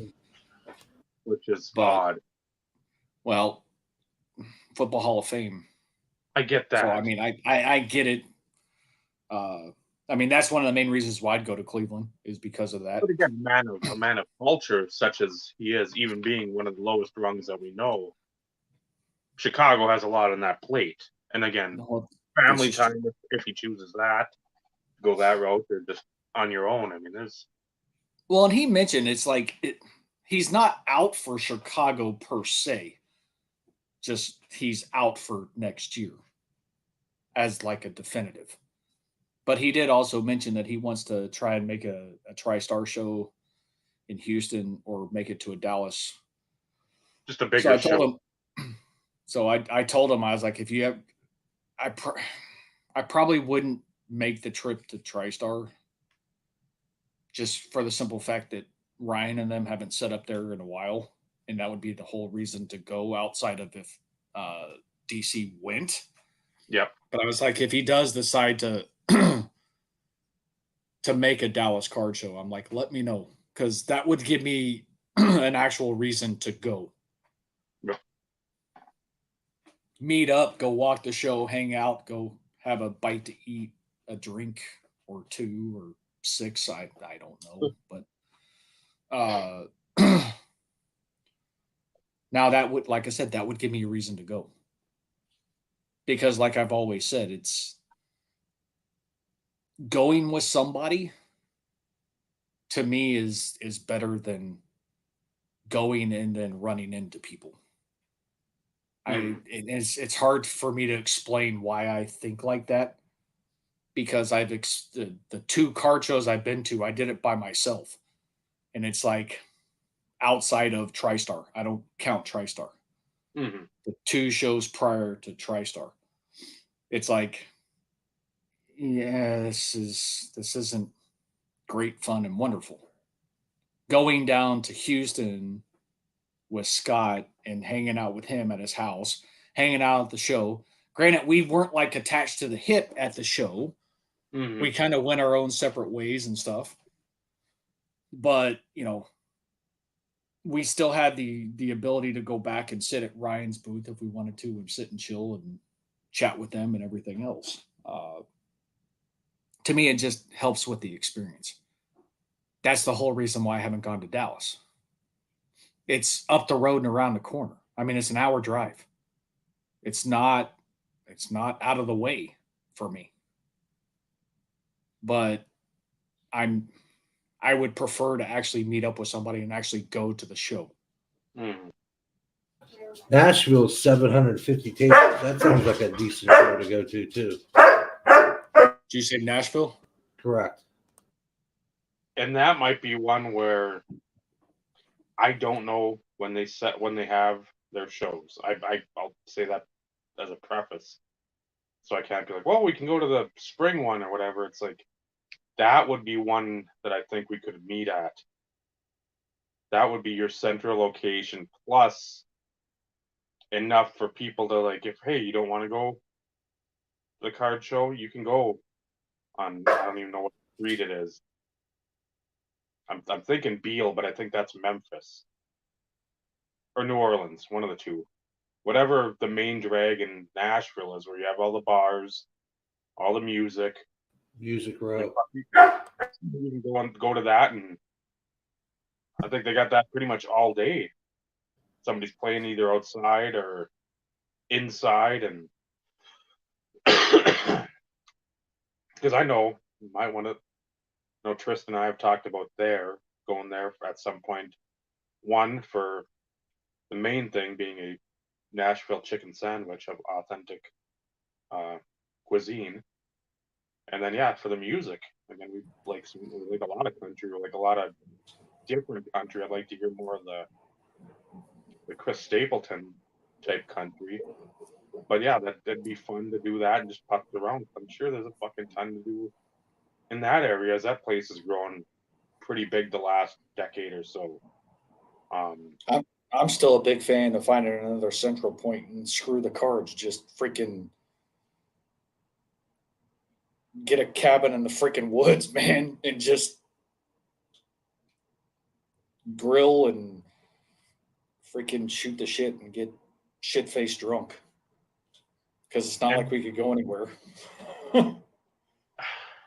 It's true. I always want to have something, not because I need it, but you always just want to have something else to do. Just, I don't think we'd get bored, but just as an option. It's always nice to have just an option. I'll go freaking throw a freaking fishing line in the damn.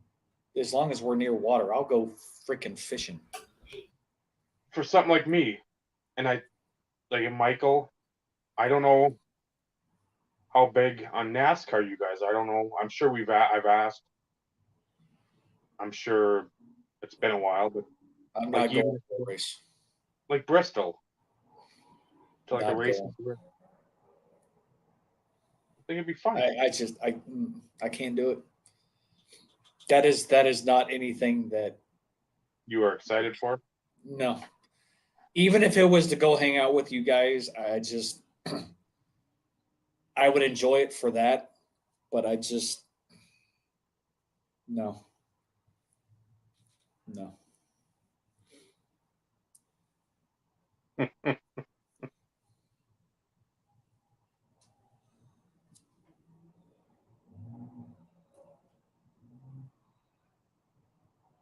They're perplexed to what that is. What the heck is that? This man, where's the bee? It's a thing. Cute. Notice That's not cute. What do you mean that is cute? It goes along with Dave's work sick sense of humor, which nobody cares to actually claim exists.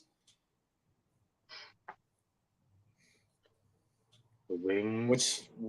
Which still perplexes me to this day.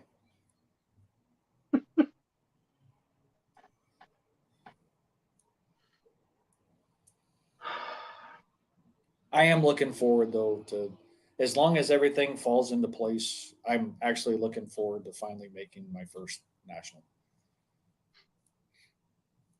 That's and I'm not even I could give two shits about the show. Seriously, because even with all the connections and the friendships I've made over the years,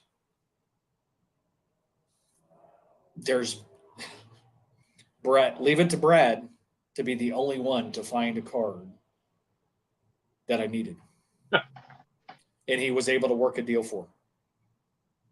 Terrell Davis is not going to be like anything sitting in a showcase. He's not. Unless it's, a few of the few 101 shields that he has. That type of stuff. But even with all the shows that people have gone to, including the national, that's never been a thing. I mean, Ty sent me a few pictures of, when he was at the Philly show, asking if I had a few cards that he stumbled across, like in the dollar boxes or whatever, or the value boxes, I should say. It's like, nope, I got them all. Thanks for looking. But that's typically always my response. Yep. Nope, I'm good. Thanks for thanks for looking out for me. I really do appreciate it. But yeah, I got them. And I hate to say this, and this is, you feel bad for always saying that to people because then it gets to the point to where why should anybody keep looking? You know what I mean? It's like it almost like becomes counterproductive. But in the And I same hate vein, I hate to be like that. again, if you're showing whatever an action-packed rookies and stars base card, it's like, well, yeah, I've got that. If you're showing me, let's say, whatever prime choice reserve out of whatever 100, okay, then that or whatever, one of the Prism numbers to like 299. Because again, he'll know, Ed knows, you do more with the playing days and that type of that point in his career. That's your focus. You will look at every card laid upon you or before you because again, could be good deals only, could be just something that okay, I like this more than I thought I would. Then but you're a completionist too and you want to fill out the checklist. So that a lot of times that supersedes any of that other stuff because other than price. What's the price point? Because that's obviously going to take precedent probably 95% of the time. And the other 5% just has to happen like the perfect storm. Like somebody selling you 361 cards or whatever. And that perfect storm just, it fell over Denton / Aubrey, Texas, and it hit hard. But that doesn't normally happen. That's Correct. so. And the thing about it is, it's I appreciate people looking, and I mean that wholeheartedly. I really do appreciate those individuals who have contacted me in some shape, form, or fashion, mostly on Instagram, if they come across stuff. And because I still have a substantial number of gaps, even if it is a base insert or a base card Mhm. or a parallel, it's one of those in which if the price is reasonable and they want to pick it up for me, great. I'll compensate if required, But at the same time, it's like most of these dealers aren't going to have a whole lot of that stuff. Because for the most part, a lot of the focal point has been the 90s and the shit that's tough to find and costs an arm and a leg. Mm-hmm. Like a 99 gold parallel that slipped through the cracks. Absurd. And the fact that you only take what I give you with a grain of salt anyways, and I know this. So I knew you would do more than what I told you, but even then, that wasn't enough. No, 24 karat gold, 24 karat gold, Fleer Brilliance. Because I was bidding on all the other stuff, I had you watching and looking after that one. And we started seeing it go up, and I'm like, dude, go to this. And you even went higher than that. And it's like we still got crushed. Mm-hmm. It's like, okay, wait a minute. And it can't be because it's bad karma. No. It's not bad juju. It's none of that. But for whatever reason, it's like anytime I reach out to Dave for an assist, it doesn't work. No. And of course, anytime I reach out for an assist, it's because of, specific certain situations. Case in point, the Hashtag for reasons. Hashtag what? For reasons. There you go. This is true. It's the collection that's gonna put me out of commission for a few months, and I'll leave it at that. But there's no regrets. There's no buyer's remorse. There's nothing to that. I am more than ecstatic. I actually sent DJ my Instagram post because he's looking forward to me making the video. Because in our conversations, I told him, I have a YouTube channel. I do make videos. He's like, I expect a video. And I was like, you'll get one. You will get one. So there's two people that expect that. But, all three. Well, the time has to be right for that because I I need nobody here at the house. I would say you've mentioned that before, where it's like I need like a Saturday afternoon. They're running errands or whatever, Yes, and I and need give to be, you half and hour, 40 minutes of time to just like. yep, I need the time. But I sent him the Instagram post with the picture and my notation. And he's like, freaking, I love it. He's like, thanks for sharing. He goes, out of curiosity, which one's your favorite? And I was like, dude, they're all my favorite. I was like, because it's one of those in which, like I put in my post, these opportunities don't present themselves very often. No. And I hate the fact of losing another TD collector. I hate it. But at the same time, it's like, I like it because it's one less competitor. And since he was so gracious enough to work with you, it's an opportunity for you to build your collection. If he's leaving, and it's not like you've given the reasons why he's dipping. Yep. Not like, oh fuck, I bought in, I spent too much, I got to get rid of it. No, it's you want to get the gym, you want to be there for your kids, watch them develop into the players that they're playing sports with, or what sports they're playing. Shift It's the something focus. that's a valiant, I'd say, commendable reason to get out. If this is your time to say, hey, I can flip this into this and grow our family and have these guys develop into good men, perfect. Not, I fucking was a dickhead. I spent 10 grand on my credit card and now the bill has come and oh shit. Yeah, nope, nothing like that. I mean, he also said it's like this is turning into a rich man's hobby. And over the last few years, I can't argue against that. But on the flip side, so I see that's the 25, I think. Yep. But the last part of my post on Instagram, it's like at the end of the day, a friendship also came out of this, which to me is more important, is the most important aspect of the hobby.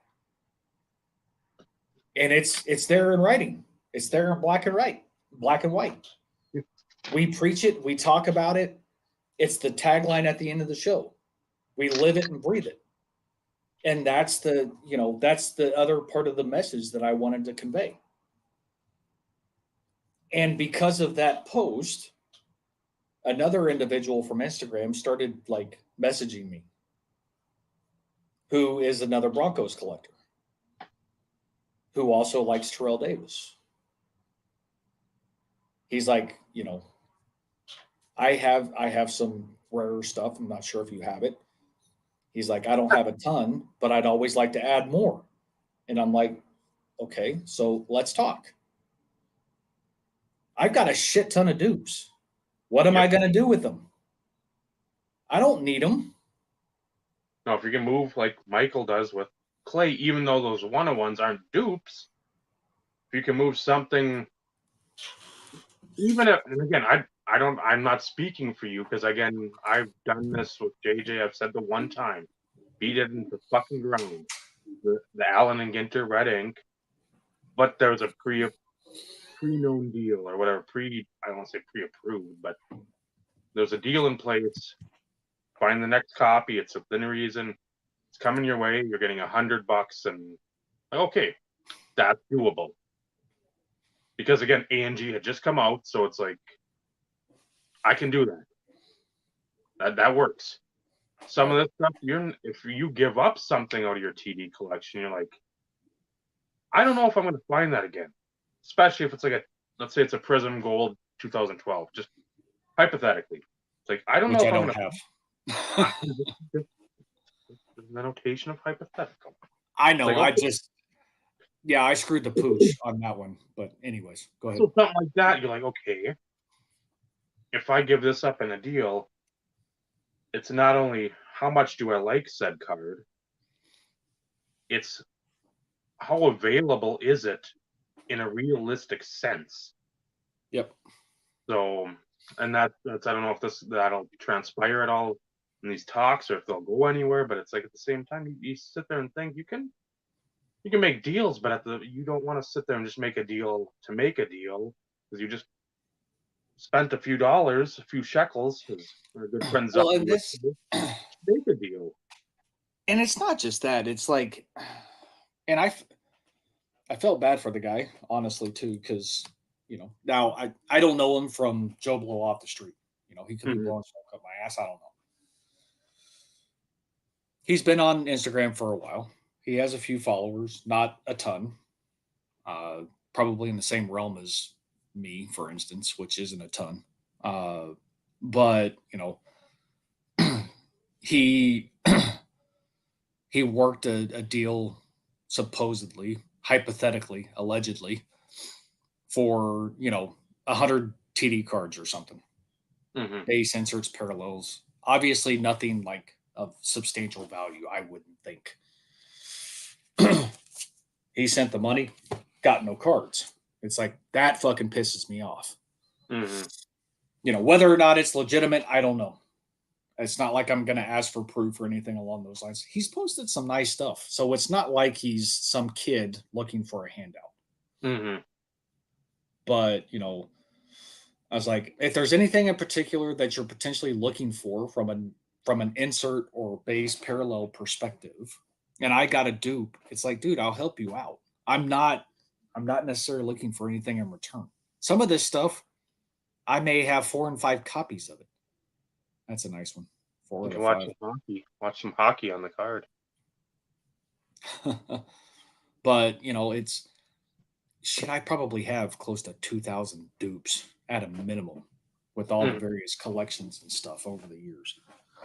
And I'm still all for helping people build their collection.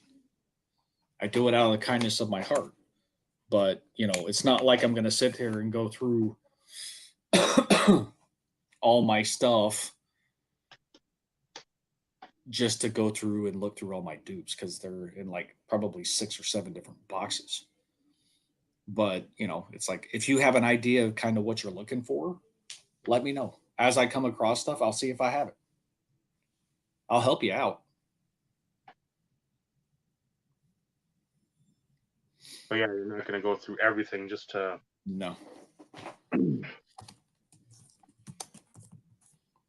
And he has, I mean, some of the stuff he mentioned from the 90s, he's got the exclamation points. He's got a pulsar. He's got the destination to Honolulu. And it's like, freaking awesome. Great cards. But I already have them. Mhm. Keep those if you're not interested in keeping them as part of your sub collection. There are other people out there that may or may not want those. I don't want dupes. Yeah. I hate dupes. I hate them. I'm buying duplicates now.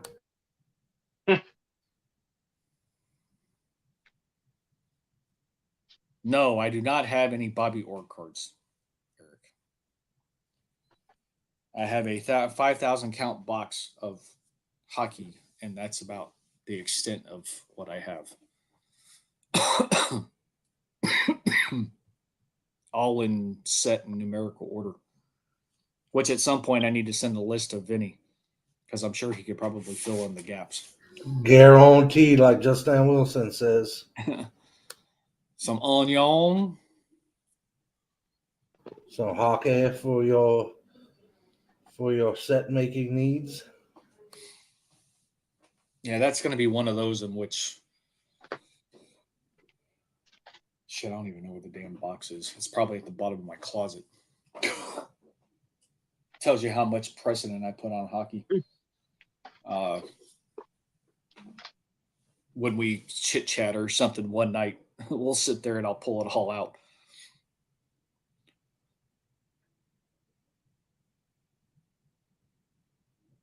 Good old Bowman University.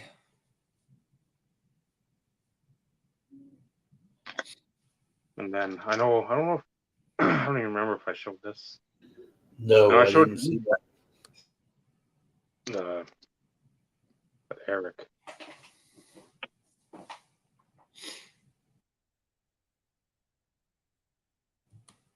Did I say 101? Mm-hmm.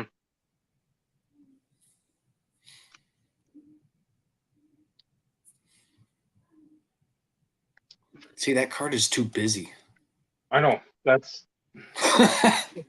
but I've also made the point of mentioning several times that I where Vinny is not in this camp. I do, because he likes. I do too. I like to feel the stick, the jersey, the emblem, all that stuff. But yeah,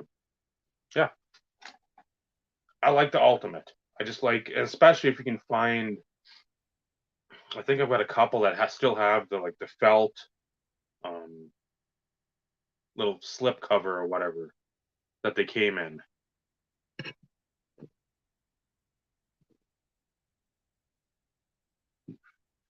I loved when Collector's Edge did that, because I still remember Donnie West pulling one of Jerry Rice on Shop at Home and saying it's like a $80 to $100 card. I'm like, no, it's like a $40 card right now. But again, Jerry Rice.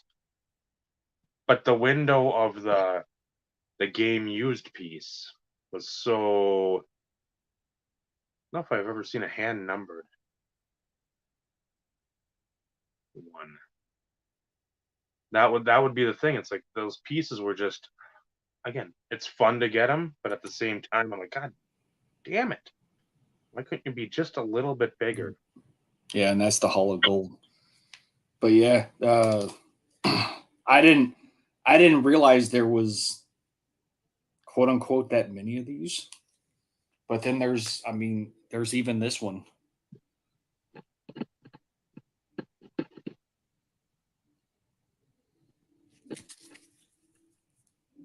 Number to 500. So I always thought that, there was like one or two. Yeah, a couple variations. That's it. But yeah, there's a few min pieces in this, but they're like intermixed. So,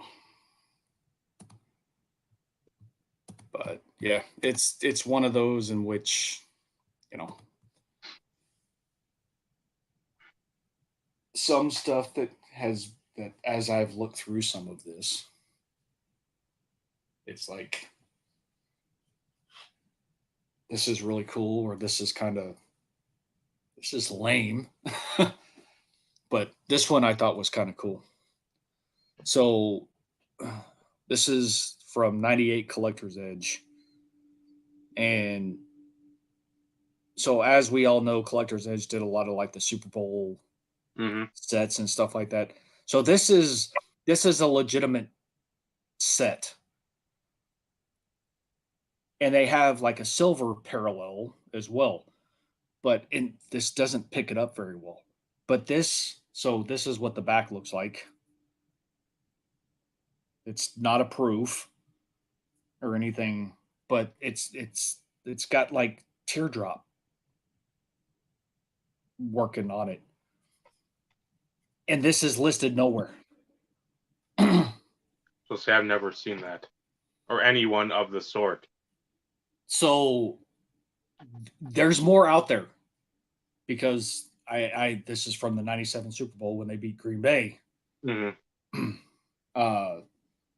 But it's like I've seen some of the other ones, but it's almost like a prismatic teardrop type variation. And Beckett doesn't list them. Beckett lists the Super Bowl set and the silver parallel. Okay.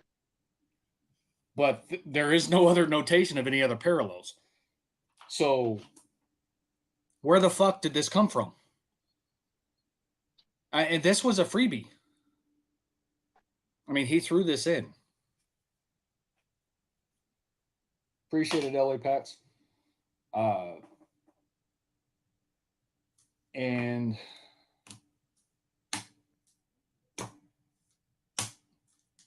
technically he threw this in because it's off center and it's got surface scratches on it. This was a freebie. This was a freebie because it's a buyback and it's got gouges and surface scratches and everything else. He's like, I don't feel comfortable, you know. I'm too honest with my qualifiers and my listings. He's like, I can't justify you paying that, regardless of what I paid for it. Mm-hmm. So it's like, and the fact that he shipped them first. Like, I got to look at all this before I made my initial payment. That says something. Hashtag rare. Yeah. Very much so. Very much so. But, you know, it was agreed upon, 2 payments. One's been made, and the remaining will be in a couple weeks. And he's like, dude, take your time.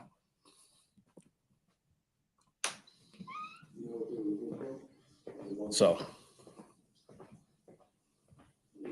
couldn't ask for something any easier, more smooth than that. And we still text. Better yet, I had to send him some cards back because he notated them as needs, and after auditing everything, they weren't. I was like, let me know, I'll send them back. He's like, shave $10 off the agreed upon price. He goes, I should have caught it. I feel bad for sending them to you. Now you're having to spend more money to ship them back. He's like, shave $10 off the agreed upon price. I'm like, geez. And there was a card missing that he shipped that I got today, Okay. that he had listed as should have been there, but it was left out of the box, and he shipped it. And like I said, I got it today. I mean, this is like stuff that like dreams are made of or something. This is not what you would come to expect Mhm. in our current hobby environment, or the hobby condition that we're in. You know, it's like everybody focuses on the negative, or there's too much negativity. No, there's too much reality of what's going on. Yeah. That is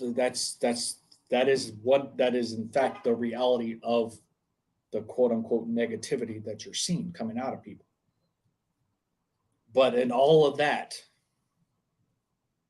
to come across this situation and engage in conversation, and for the magnitude, not just the quantity, but even the dollar value, it's rare that it has gone like this smooth. I mean, it took 2 weeks for us to finalize the deal after the initial interaction. But even that's still surprisingly fast, if you ask me. And then everything else was basically just following through on everything. Mhm. I paid for shipping here. I sent him the label, all as well. But I never in a million years would have expected him to send everything and say, look it over, make sure you're satisfied. He's like, I'd rather do it this way and avoid the potential of buyer's remorse. And I was like, well, that hadn't even come in my head. It's just like, that hadn't even come up in my head at all. I was like, I know you were a diehard TD collector. I've bought stuff from you before. I've seen some of the stuff that you listed before when you thought about getting out at that point in time, but you decided against it and continued to buy new stuff even after you decided, oh shit, maybe I'm not ready. And I'm sure you regretted moving some cards. But it's like, I know you've been around a while. This isn't like you just started doing this a year or two ago. You've been doing this a long time. And I knew you take pride in that. You checklisted your stuff like I did. You just used a different mechanism. You kept it in a box in order, like I do. So it's like I knew the shit would be taken care of. So I wasn't outside of him not having any control about the stuff that he got from somebody else he purchased from eBay. But, talk about brutal honesty. I mean, he was brutally honest when it came to certain cards. Like I got to pick the one from Panini Black, numbered to 10. He had two of them. He's like, one of them has like a ding corner. And I was like, well, you know which one I'm going to take. I want the one that's in better condition. He's like, well, I didn't know if you were into the last stamp or the first stamp. I'm like, dude, that doesn't mean shit to me. It's no different freaking jersey number. Yeah, it just, that's a bonus. But I am not going to pay the premium.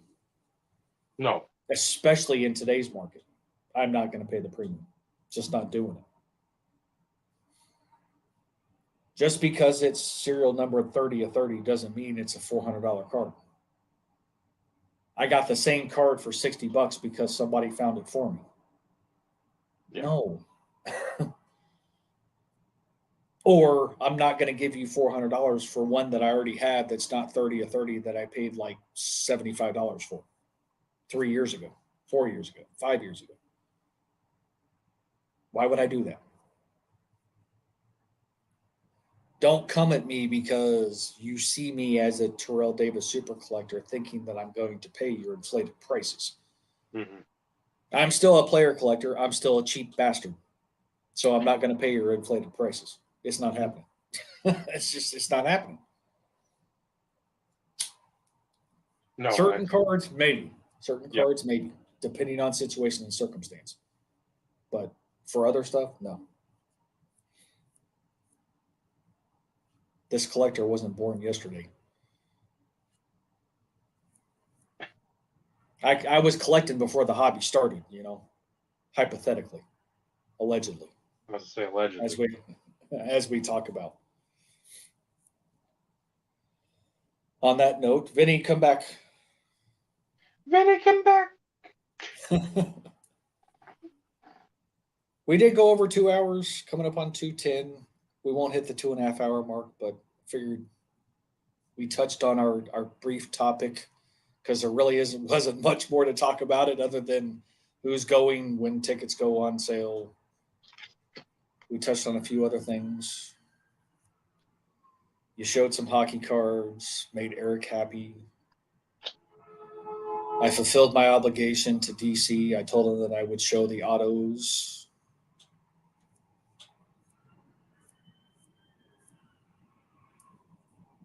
The rare time I picked up a Derek Lee.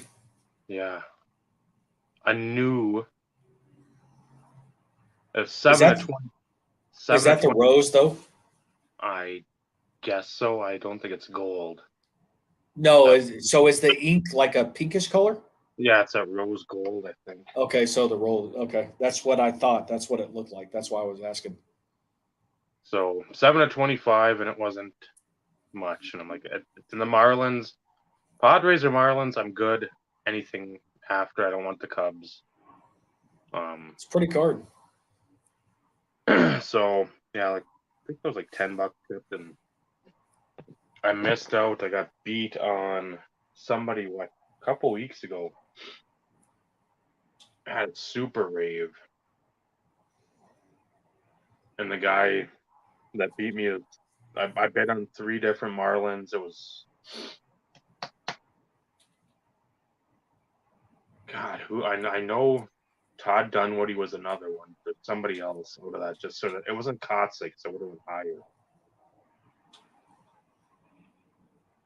I don't know, maybe Luis Castillo. I can't remember. Somebody else said I really didn't care if I won, but I wasn't going to let him get away for maybe Ryan Jackson. Pennies on the dollar. And I bid. But I thought it was strong for Lee. So I'm like, if another one should happen to come up, I know to bid more because it's just an instant outbid. So I'm like, oh, Yeah, And I then still we- remember what I paid for mine. And then Yeah. that was 20. Shit, I'd have to go back and look at the videos. But I think when was that? That's not important. It was like $83 or $86 is what I paid for mine. Mhm.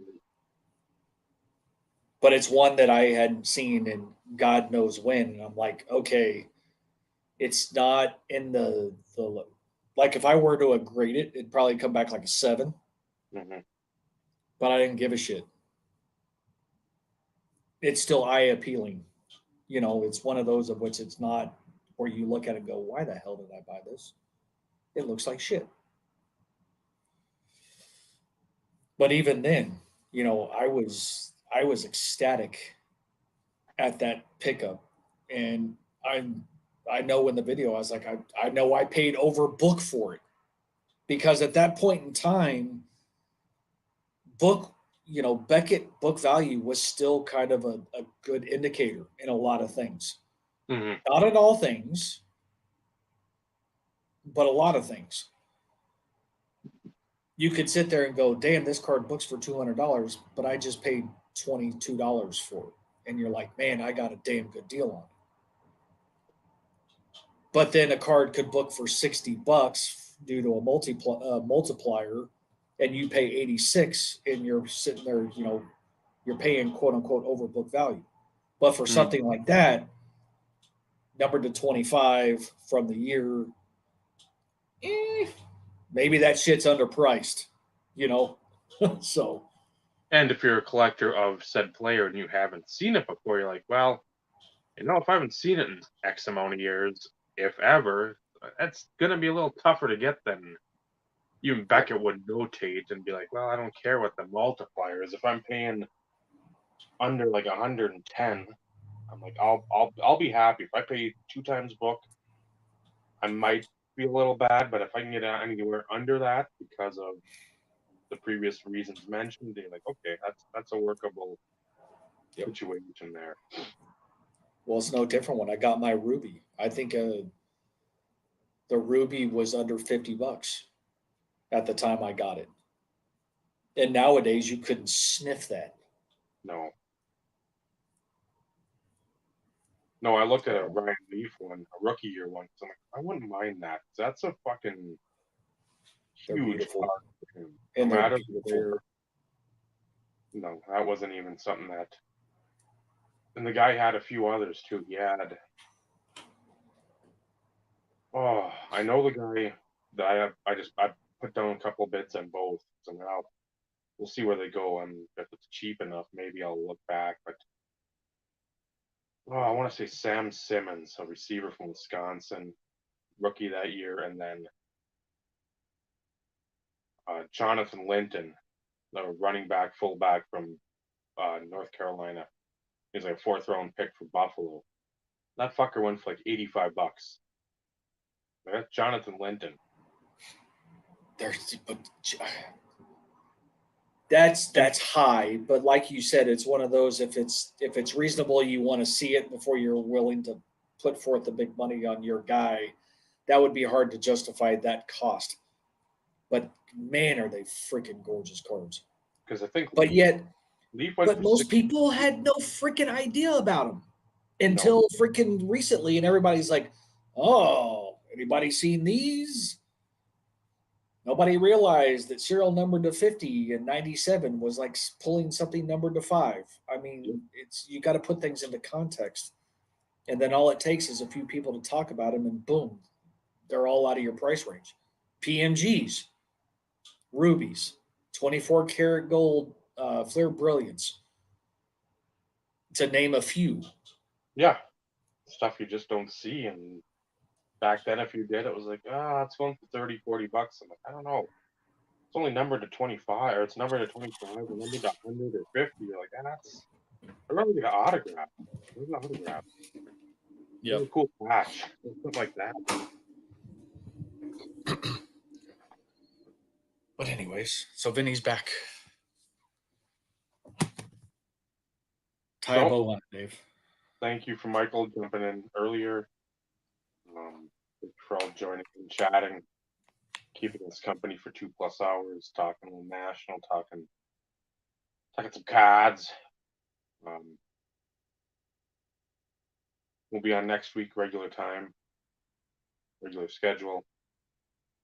So, only bad part, I got to try to figure out a topic. I've got my list. I've always got my list, but I always like to have something pertinent and semi-current, or I don't want to go way out of left field. We like to go a shortstop arranging back, diving maybe over into left field. We don't like to be the left fielder diving into the stands. That's not all the time. Maybe once a year, a couple times a year. So we'll figure something out. Enjoy your weekend. Donate to us. As you can tell, it's the holiday season. We got a lot of stuff to do with money, so keep it coming our way. We have entertained you. We need our pittance. So send it. Send it. So again, quick bow too for Steve, for Vinny, and Dave. It's been the Insert Revolution podcast. Remember, collecting cards, absolutely wonderful. Great hobby. The friendships you forge in the hobby, it's really what it's about. Good night, everyone. Good night, everybody.